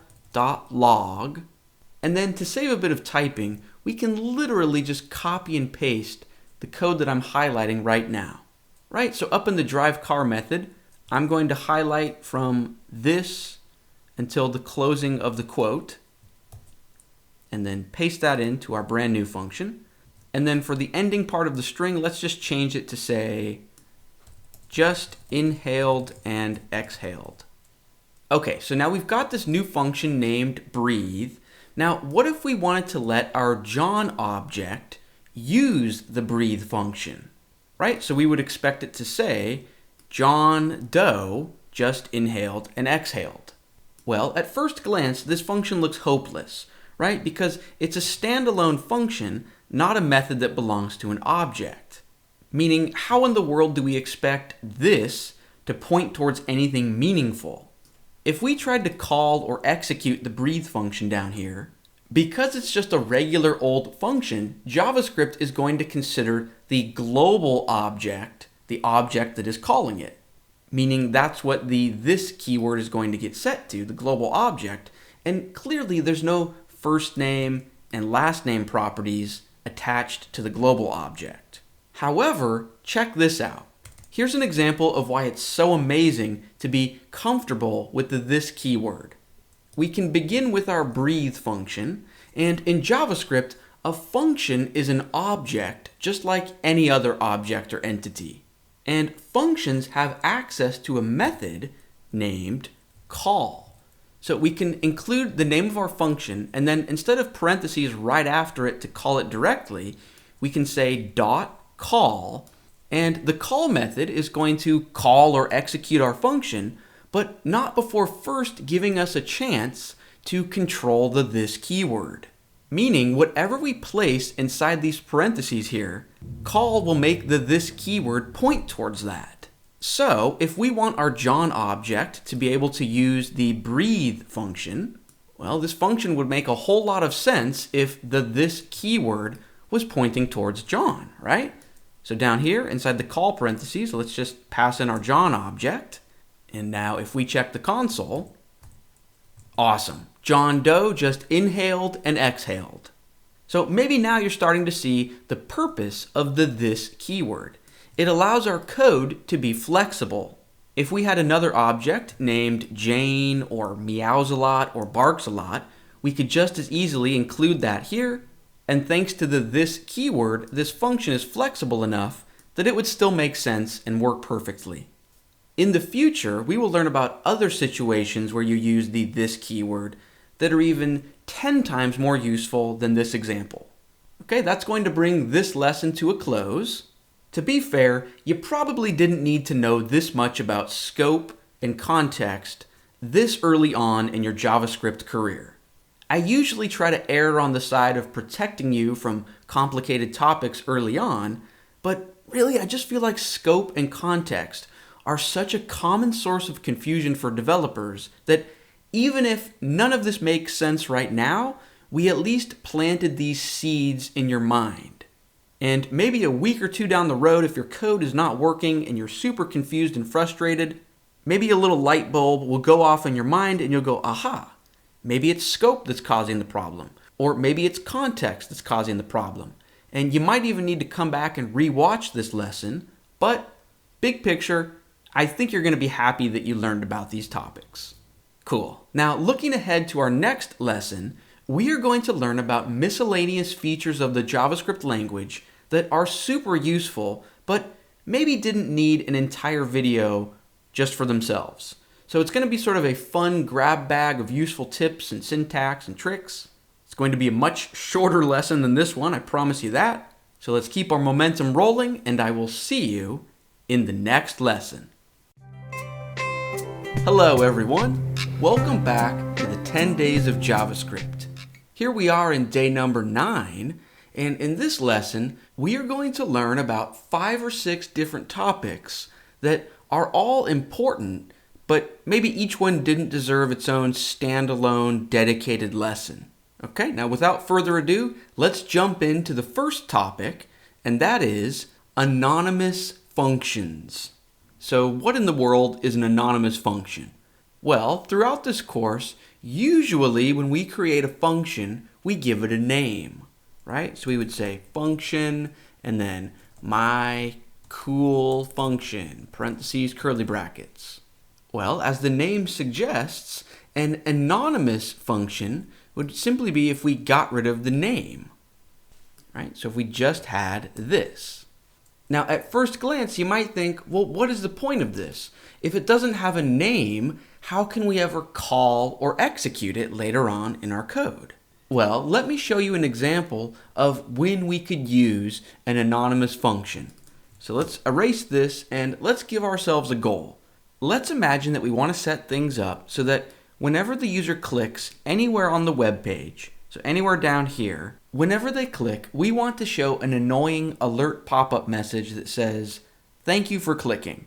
Now, we've already done this in an earlier lesson, but this time I want to show you how we can use an anonymous function. So, because we are speaking JavaScript in the web browser environment, we have access to the document object, and we can look inside it and call the add event listener method.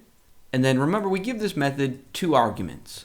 The first is the event that we want to look out for, in this case, click. And then the second argument is a function that this method will call at the appropriate time.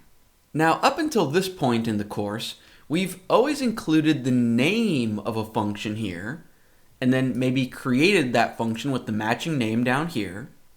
And that's a great approach if you think there's even a 1% chance that you would ever need to call or use that function somewhere else in your code, besides just this line. But what if we're pretty darn confident that this is the only place where we would need to use the function? Well, in that case, we can actually just include an anonymous function right here for the second argument. Or in other words, instead of just the name of a function here, we can actually include the recipe for the function itself. So check this out. We can get rid of b, and say function, parentheses, curly brackets, and we could even drop down in between the curly brackets like normal. And remember, our goal was to create an alert pop-up message. So alert, and have it say, thank you for clicking. Okay, now if I come down to the preview part of the web page and click anywhere in here, awesome. We can see that that function successfully executed. Now again, because this is an anonymous function, it has no name, so we have no way of referencing it or calling it anywhere else in our code. But that's not a bad thing if we don't need to call it anywhere else. Okay, now let's change gears. We've seen anonymous functions in a nutshell. Now the next topic I want to talk about in this lesson is arrow functions. So what in the world is an arrow function? An arrow function is a special type of function that uses an alternate syntax, or we could say a cleaner or more minimalistic syntax. And it also has a few other key differences from a traditional function like this. But first, let's start with the syntax of an arrow function. So check this out. It's very easy to convert this traditional function into an arrow function. We begin by removing the word function, but keeping the parentheses right after it. So literally, let's just get rid of the word function here. Okay, now in between the parentheses and the curly brackets, we include an arrow symbol, which is really just an equal sign and then a greater than sign smooshed together. And that's all we need to do. So congratulations, you just created your first arrow function. We can test it out. If we come down to the preview area and click, awesome. Now believe it or not, but we can actually make the syntax for an arrow function even cleaner or even more minimalistic. So let's do this. Inside the curly brackets for our function, let's not jump down to a new line like we usually do. So I want to place my cursor right at the beginning of alert and just hit backspace a few times. And then down at the beginning of this line, we can backspace to put it all up on a single line. And now with an arrow function, if the body of your function sits on a single line, we actually do not need the curly brackets surrounding the body. So we can get rid of this opening curly bracket here and get rid of the closing curly bracket right here. And if we test out our code and click down here, we see that it works just the same. So an arrow function really lets our code be a bit cleaner. Now before we move on to the next topic, there are two more features of the arrow function that I want to show to you. The first feature is that when the body of our function sits on a single line like this, the arrow function is automatically going to return whatever we include here. Now in this case, we don't need to return the alert message, but in the case where you do want to return a value, this can save us even further typing and let our code be even more minimalistic. Let me show you what I mean. So let's get rid of this example and let's imagine we have an array. Let's call it my numbers.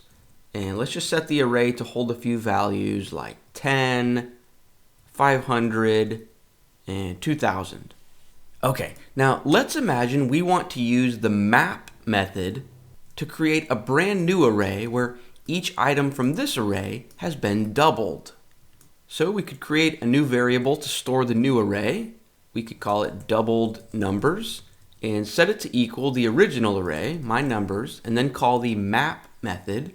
And now practice makes perfect, so let's do this. Within these parentheses, let's first include an anonymous function that's just a traditional function, and then we can practice converting it into an arrow function. So for an anonymous function, I would spell out the word function, and then parentheses, curly brackets. We know that each time the map method calls our function, it's going to pass into it whichever item from the array it is looped to. So within our function parentheses, we want to include a parameter to work with the current item. And then in the body of our function, we would just return that number or that parameter times 2 to double it.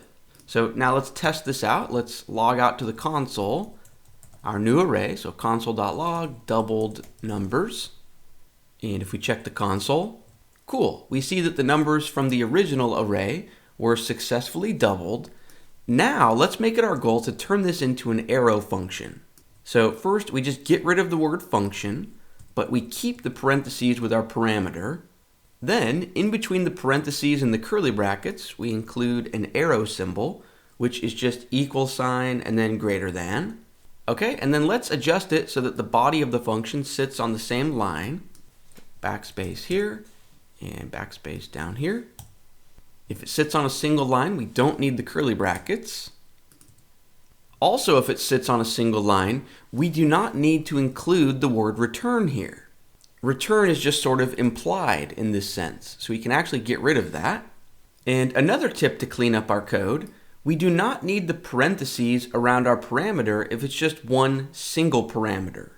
We only need the parentheses if we have 0 parameters or if we had multiple parameters.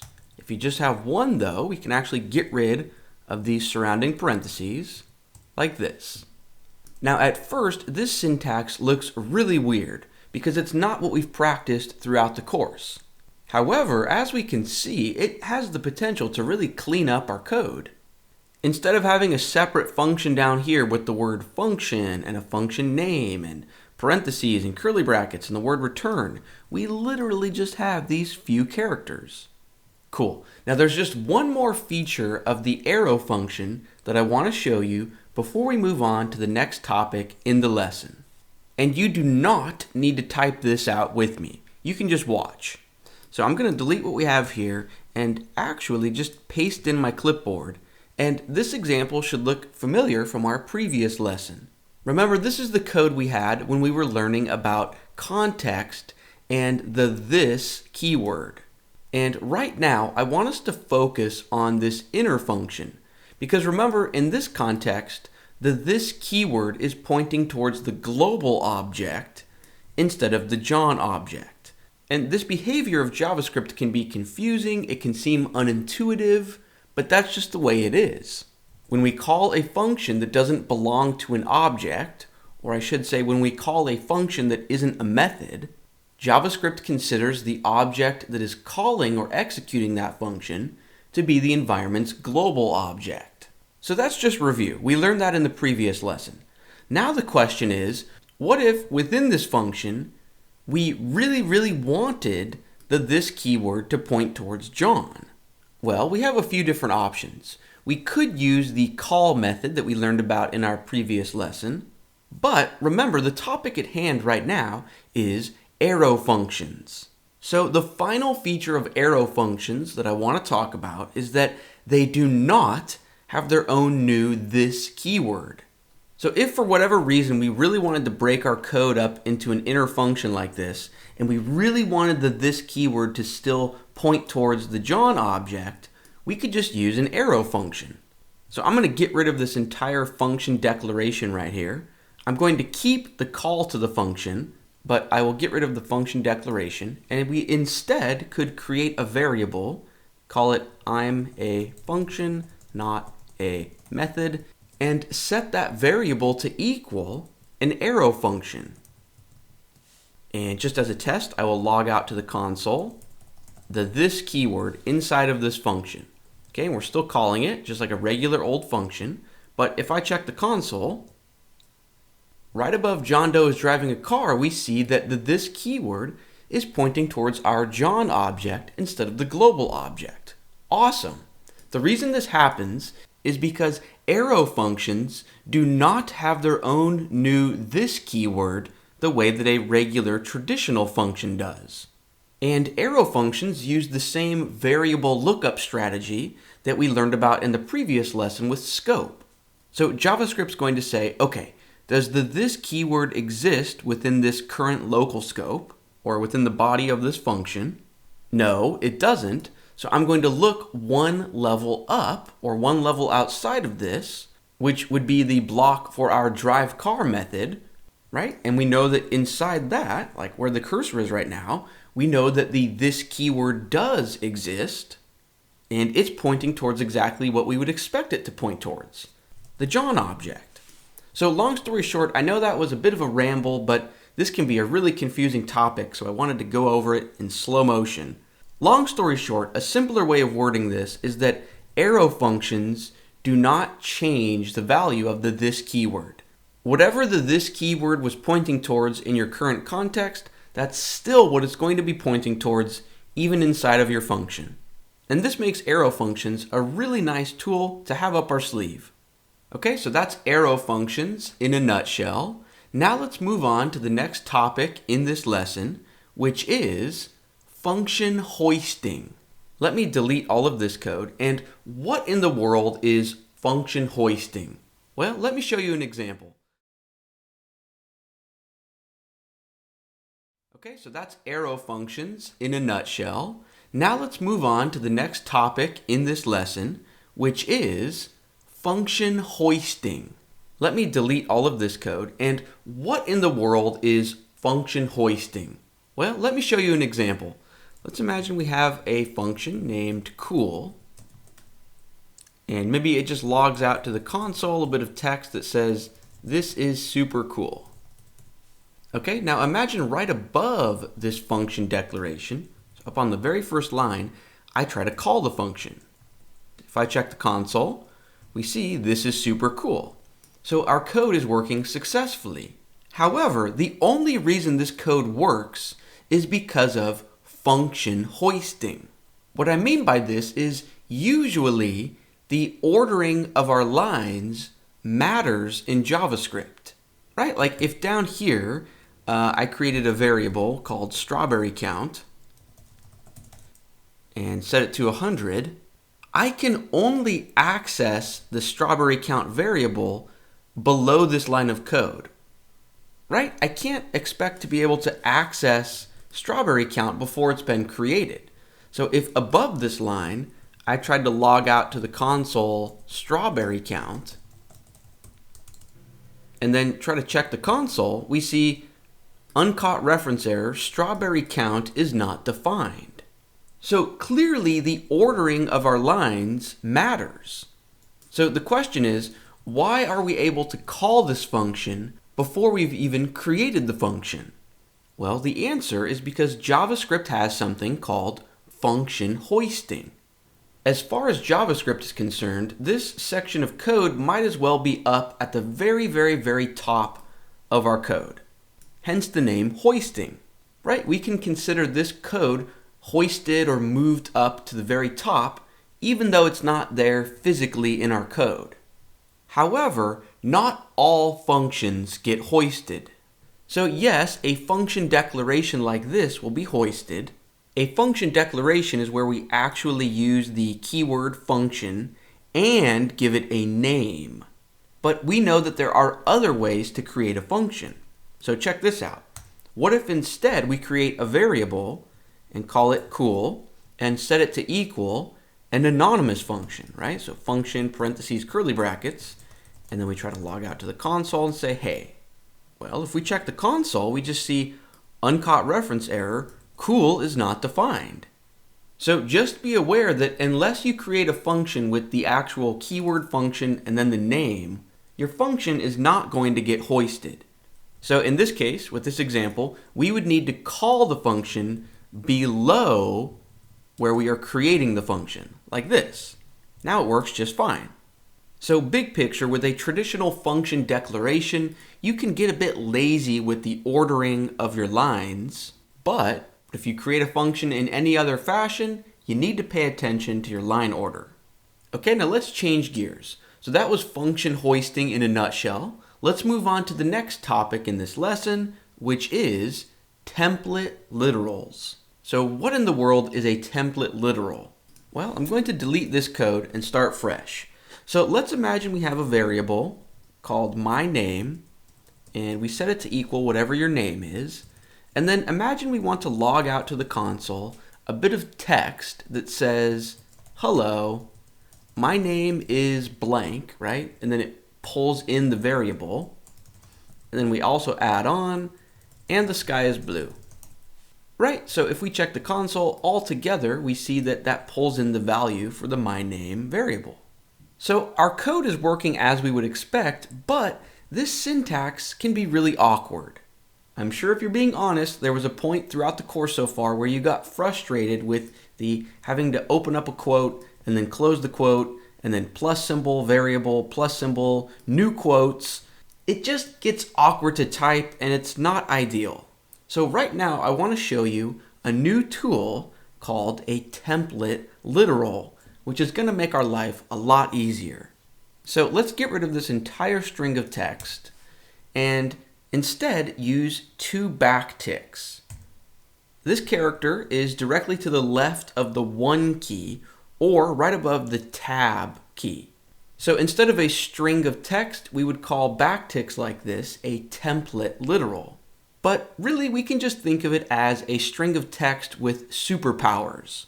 So check this out. We can just say, hello, my name is blank and the sky is blue. Now, obviously, we don't actually want the word blank here. We want to do something dynamic. We want to include an expression, or we should say we want to pull in the value of this variable. So within a template literal, when you want to do something dynamic, you just include $, curly brackets, and inside here we can include an expression, or I should say we can do something dynamic. So instead of just a string of text that's going to be interpreted literally, we could say 2 + 2, and this would say, hello, my name is 4, or what we really want to do is just pull in the variable. Awesome, so that gets the job done, and in my opinion, this is so much easier to type out and work with. We don't have to use the plus symbol, and we don't have to keep dropping in and out of the quotations. When you want to do something dynamic, you just say $, curly brackets. And remember, to create a template literal, where we have this superpower, we just wrap our text within backticks instead of regular quotes. Okay, so that's template literals in a nutshell. Now let's move on to the final topic in this lesson, and that is semicolons. So let's give ourselves a goal. What if we wanted these 2 lines of code here to be squished together and just sit on a single line of code that's really long? So we could just delete the white space like this. But this is not valid JavaScript. This is throwing an error. JavaScript cannot make sense of what we are trying to do here. However, where my cursor is right now, if we just place a semicolon, everything's fine. This is perfectly valid JavaScript code. So the idea is that a semicolon is sort of the period at the end of a JavaScript sentence. It's our way of taking a breath or letting JavaScript know that this thought is complete. Now here's the interesting part. Without the semicolon here, the code breaks. It doesn't make any sense. But if we just drop down to a new line, everything is fine. This code will run perfectly. This is because the JavaScript language has something called automatic semicolon insertion, meaning behind the scenes, JavaScript is going to automatically add a semicolon here for us. So as long as we keep our code organized with line breaks and white space, we don't need a semicolon here. Now, I do want to let you know that this is just my personal subjective opinion. In the JavaScript community, this is one of the most hotly debated arguments of all time. The debate of whether we should include a semicolon here or not. Now again, if our code is squished together on a single line, there is no debate. We flat out need a semicolon here or JavaScript cannot make sense of what we're trying to do. The debate is, if we stay organized with white space and line breaks, do we omit the semicolon here and let JavaScript's automatic semicolon insertion do its job, or do we manually include the semicolons? Now, I don't want to brainwash you and tell you to never use semicolons. I'm just letting you know that that's my personal preference, so you're not going to see me use semicolons in the course. Okay, now that's actually going to bring this lesson to a close. In our next lesson, day 10, the finale of this first chapter, we are going to finally build something practical and concrete. We are going to use the web browser's objects and vocabulary or lingo to build a simple to-do list web application. This is going to leverage everything we've learned so far in the course. It should be a lot of fun and something that you can show to your friends and family. So let's keep things rolling, and I will see you in the next lesson. Hello everyone, welcome back to the 10 days of JavaScript.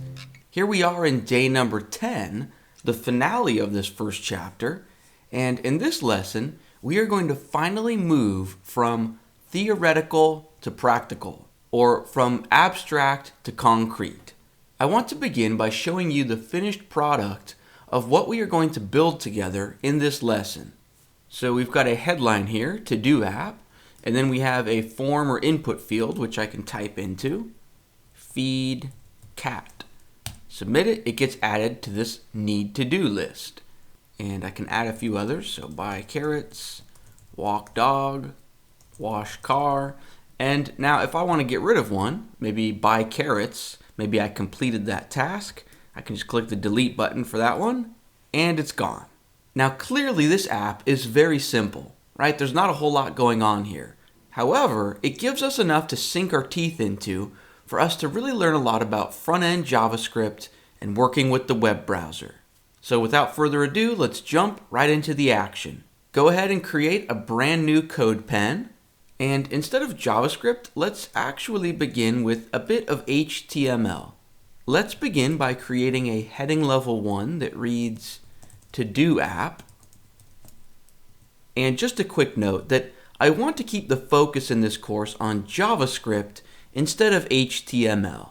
Now, even if you've never worked with HTML before, the syntax is fairly simple, so you might be able to just follow along with me and have it somewhat make sense.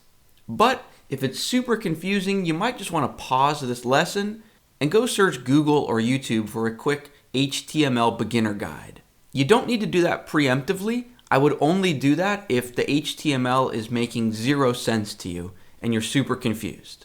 Okay, let's keep the train rolling. So after the heading level 1, let's create a form element. So opening tag, closing tag. Inside this form, let's give it two things. A text input field for the user to type into, and then a button that they can click on to submit the form. So to create the field, we can just say input. Let's give it a type of text. I'm also going to set its autocomplete to off, just because I don't like the annoying little pop-up on the field that tries to suggest things that you've typed in the past. Okay, next, let's include the button that the user clicks. So button, and let's have the button read, create item. Okay, and then finally below the form, down here, let's create a heading level 3 that reads need to do. And while we're at it, let's also add a bulleted list with a few hard-coded example items. So UL for unordered list, and a quick CodePen HTML tip. You can actually just type the name of the tag you want without any of the less than or greater than symbols, and then push tab on your keyboard, and it automatically does that for you. Okay, inside the unordered list, let's create a couple of list items. Ultimately, we want the user to create these. We don't want to preemptively hard code them, but let's just do this to give ourselves something to work with.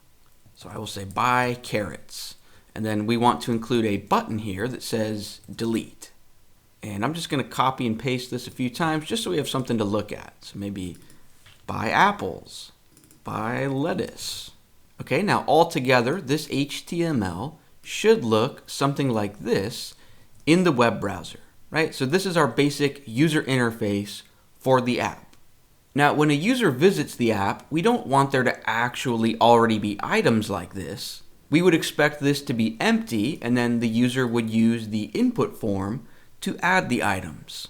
So, big picture, it's the job of HTML to display content on the web page, but HTML on its own just sort of sits there and doesn't move or do anything. So it's the job of JavaScript to make this come to life. So where should we begin with our JavaScript? Well, I think we should focus on our form input. Now, before we jump right into the JavaScript column and start coding, let's first adjust our HTML to give the form element a unique identifier. In other words, we need some sort of way to hook on to this form in JavaScript. So in our HTML, on this opening form tag, we can just give it an ID. So maybe say ID equals, the name doesn't really matter, but I'm just going to choose our form. The idea here is that now we can search for the element that has this ID over in our JavaScript. So now let's switch gears and go into the JavaScript column. Now in the past, we've learned about the document object, which represents the web page's content and abilities. And in the past, when we wanted to be on the lookout for an event, we would use add event listener, right? This is how we would listen for click events. However, in this case, we don't want to use add event listener for the web page as a whole. So we don't want to use it directly on the document object. Instead, we want to select just that one particular form element. So check this out. Over on our JavaScript, we can say document.get element by ID. For the argument, we just give it the ID. So we called it our form. And this method is going to return an object that represents that HTML form element. Now, since that's what this method is going to return, we could just add a dot here and say add event listener all on one line like that. But instead, what I like to do is save the object that this is going to return into a variable. So at the beginning of this line, we could say let our form equal the object that this is going to return. This way our code just stays a little bit easier to read. So then on a brand new line, we can say our form, and then we want to add an event listener. So add event listener. And just as a quick test, because we are familiar with it, let's pass it click. And then remember the second argument is the function that you want to run when this event happens. So let's just include an anonymous function here. Or even one step better, why don't we use an arrow function?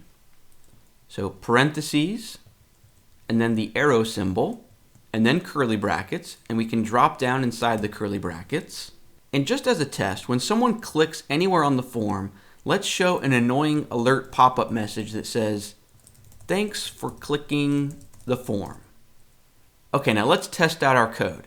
If we come down to the preview area, notice that if I click somewhere random on the web page, like the heading level 1 title, nothing happens. But if I click onto the form, we see the alert. Awesome. I think you can already see that adding an event listener to a particular element instead of the document as a whole, this already opens up so many doors. Now, we don't actually want anything to happen when the user simply clicks onto the form. So instead, the event that we want to be on the lookout for is actually called submit. So up in our JavaScript code, instead of click here, let's get rid of that and say submit. So anytime the user submits this form, we want to do something in response. However, the default behavior of a web browser when you submit a form is that it's going to try to send that data off somewhere. In this case, we want to handle things completely from within our JavaScript.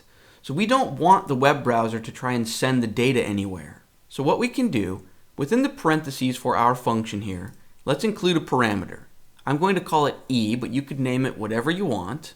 Okay, and then inside the body of our function, we want to look inside that parameter. Now I named it E because the add event listener method is going to pass our function a bunch of information about the event that just happened. So the E is short for event, but basically down here in our code, we want to say e.prevent default, in parentheses to call the method. I realize this is a bit confusing and not very intuitive.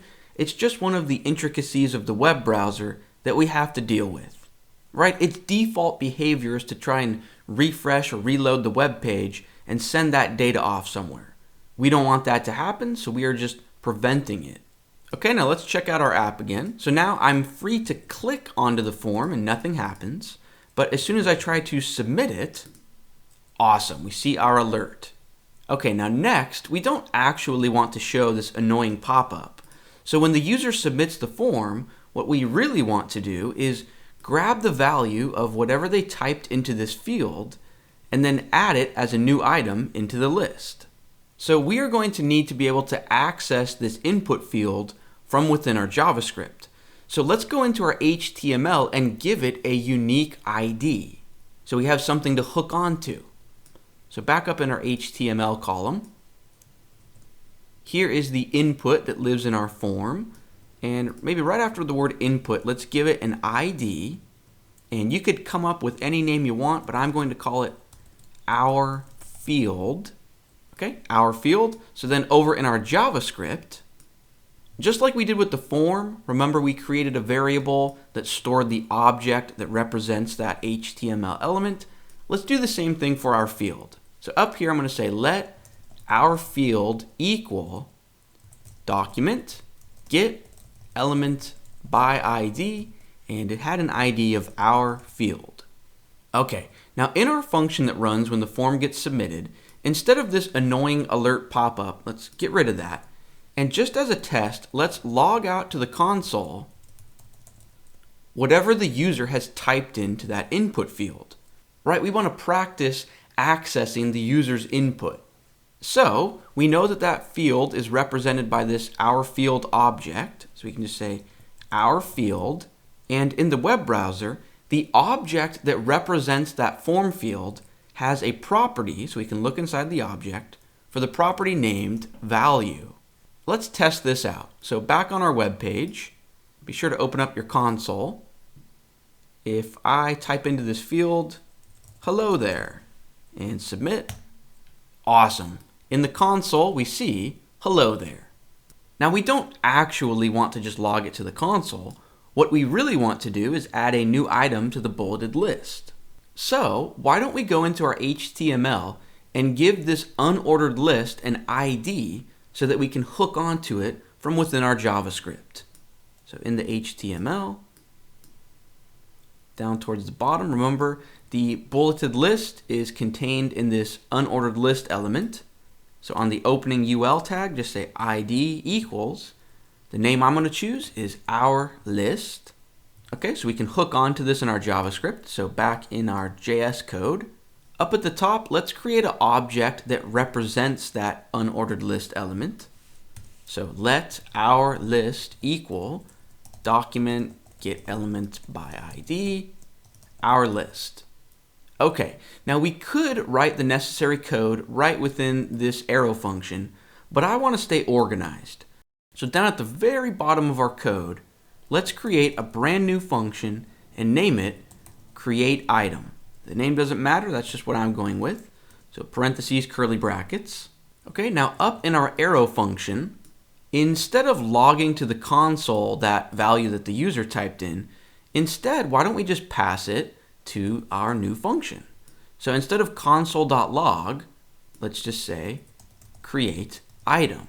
Okay, now if we are passing this as an argument into the function, we want to be able to receive it as a parameter.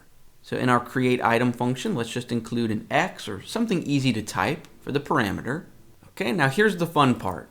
In the body of this function, let's select our list object. Remember, this object represents that bulleted list.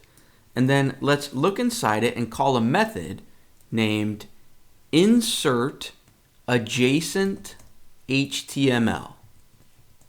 So we give this method two arguments. The first argument is where in the element do we want to add the new bit of content? Well, I would expect that a new item gets added to the very end of the list. So in our code, for the first argument, I'm going to say before end. And then the second argument is just the content or HTML that you want to add to this element. So we could just say a string of text that says hello or some sort of test, but instead we know that we can just include our parameter here, right? Because this parameter represents whatever the user typed into the field, right? Because that's what we're passing into our function. So for the second argument, I'm just going to say X. Now let's test this out. So if we come down to our app, I will type in wash my car and then submit the form. Awesome. It gets added to the end of our list. Now it doesn't look quite right, and that's because we need to wrap it in an li tag, just like we did with the other elements. So let's actually go back into our HTML. And we don't need these anymore, right? We want the list to be empty when the user comes to the app, but why don't we copy and paste one of them as an example to save ourselves a bit of typing in the JavaScript. So I'm just going to copy the first one, copy that into my clipboard, and then we can get rid of all of these hard-coded items, but keep the empty, hollowed out, unordered list. Okay, and then back in our JavaScript, down in our create item function, instead of just X, so instead of just literally adding the word that the user typed, we want to add a bit of HTML. So here's what I'm going to do. Inside this function, right above this line, let's create a variable and call it our HTML. The name doesn't matter, that's just what I'm picking. And then let's create a template literal. So 2 backticks. Inside the template literal, let's just paste in our clipboard. Right? So this is the template for an item. And then let's hollow out by carrots. We don't want it to be hard-coded to that. We want to do something dynamic. So in a template literal, you can say $ curly brackets, and that is where we would pull in the X parameter, whatever the user typed in. Okay, so now we have this HTML template for the new item. We saved it into this variable. So down here, instead of adding X into that unordered list, let's just add our HTML variable, right? This nice little template. So let's test this out. Down in our app, let's say feed cat. Submit the form. Awesome, there it is. Create another one. Buy carrots. Perfect. Let's do 2 more things. First, let's set it up so that when you submit this form, it erases the current item that you've typed. Right, because if we successfully added buy carrots to the list, we don't need that in the field anymore. We want to be able to just type a new item in, instead of having to select it and delete it. And then after we set that up, let's also make it so that when you click the delete button for one of these, something actually happens.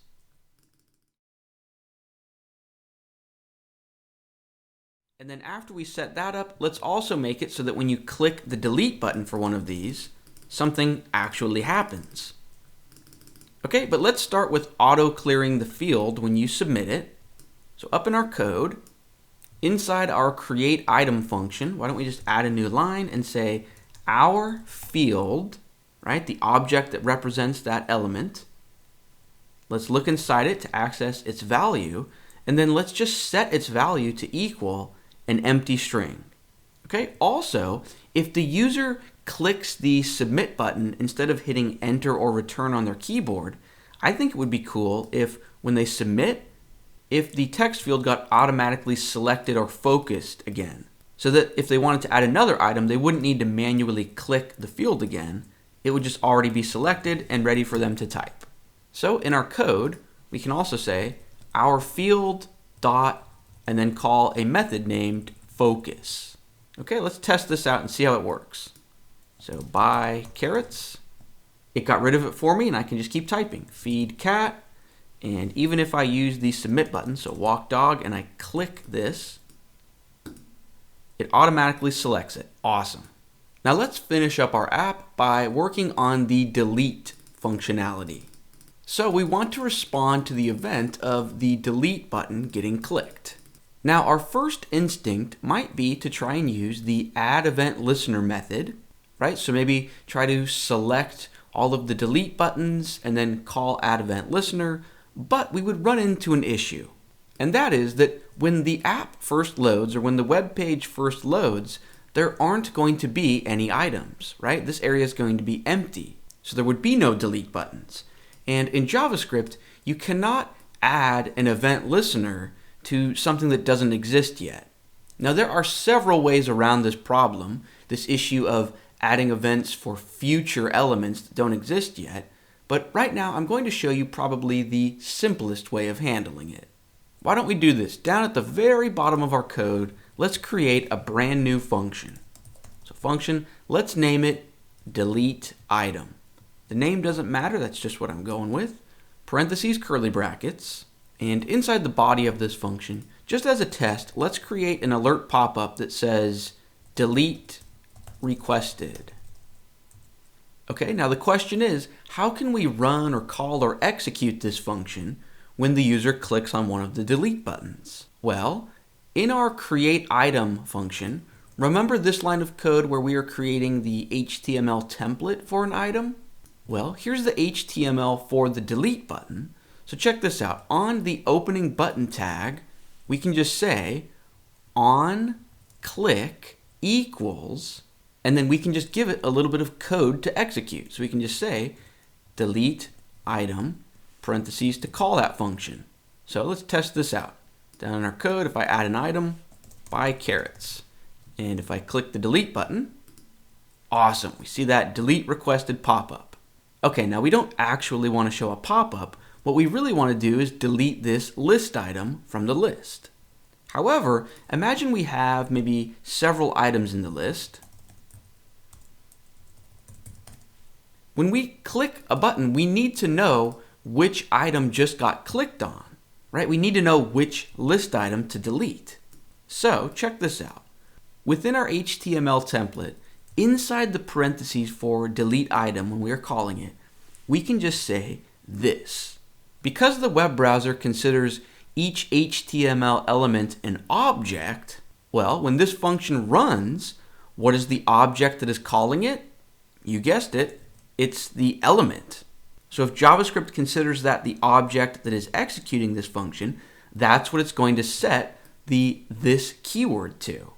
Awesome. So that means the element that needs to get deleted from the page is going to get passed into our function. So in these parentheses, we can create a parameter. I'm going to call it, the name doesn't matter, but I will name it element to delete. Okay, and then instead of that annoying pop-up, let's just access that element. So element to delete.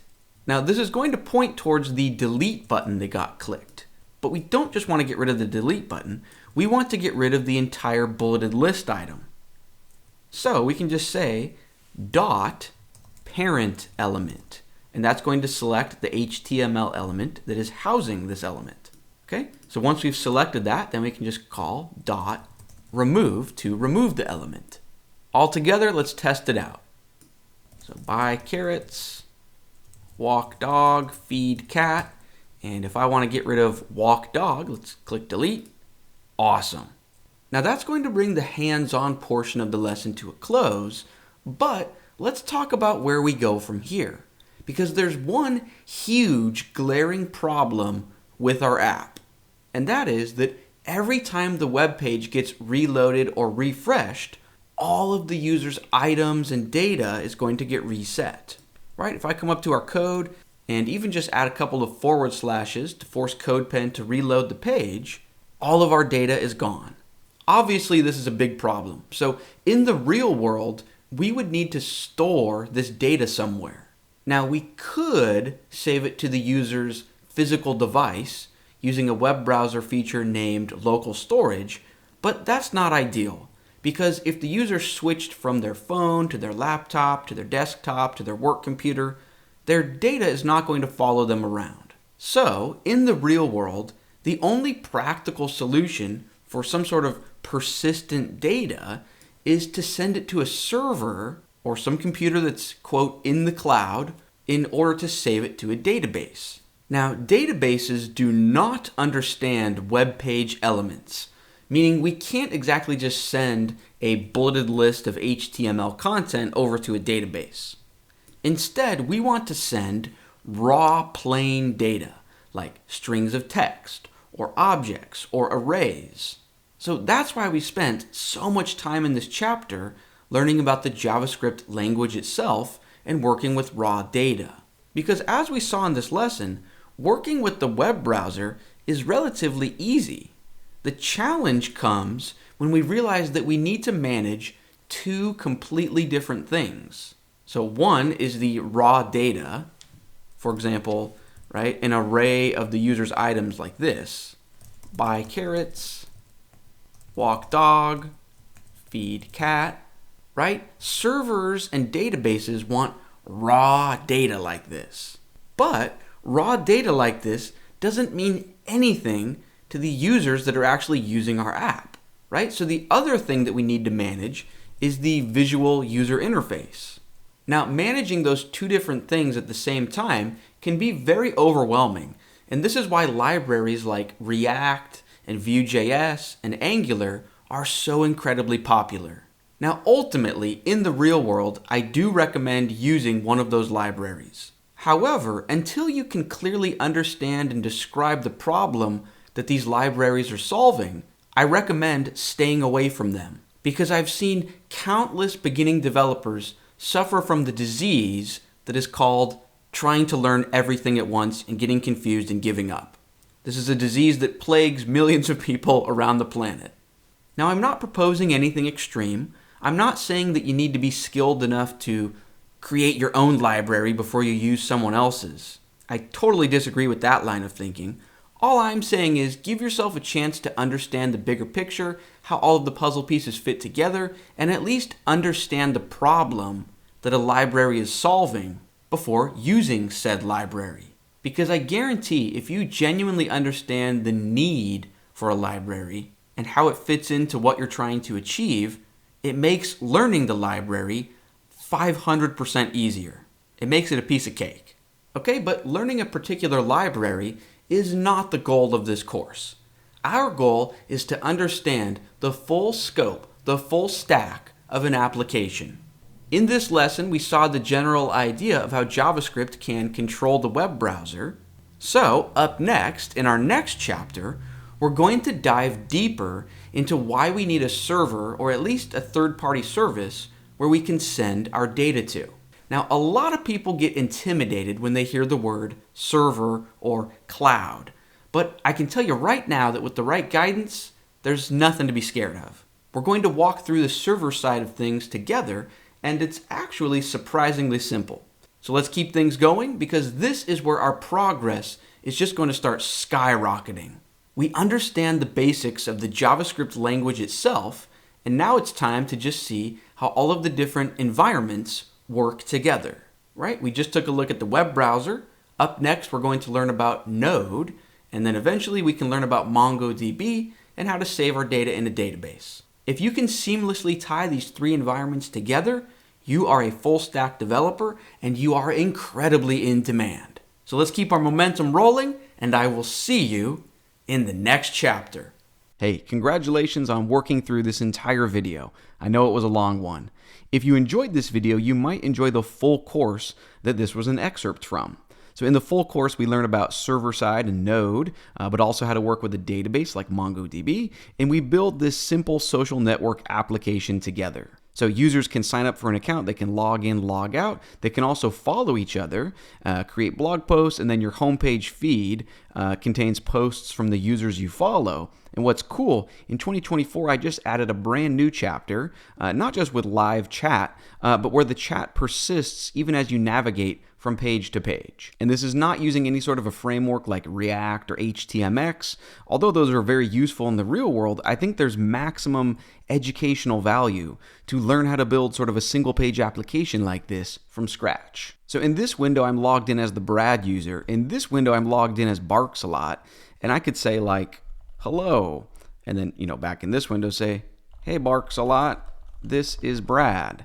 And then in either of the windows, you can click on that user's profile. You could start following them or stop following them. Or I could even go create a new post as Barks a lot and say, my new post, this is a test. Go ahead and, save and submit that post. And then you could say hey, Brad, go check out my newest, helps if you spell it correctly, my newest post. And then, the Brad user could literally just either go to the Barks a lot profile or click on the chat, click on that new post. You get the idea. So in this course, we learn about Node, Express, MongoDB, Socket.io. We build the entire backend and the entire front end. I mean, we don't learn any CSS, so we're not going to like code the CSS styling together, but we are going to code all of the client-side JavaScript together bit by bit. You can find my full-length courses on my website, learnwebcode.com. You could scroll through this sales pitch if you wanted to, but you're probably just going to want to click on curriculum up in the top navigation. That's going to show you my premium bundle.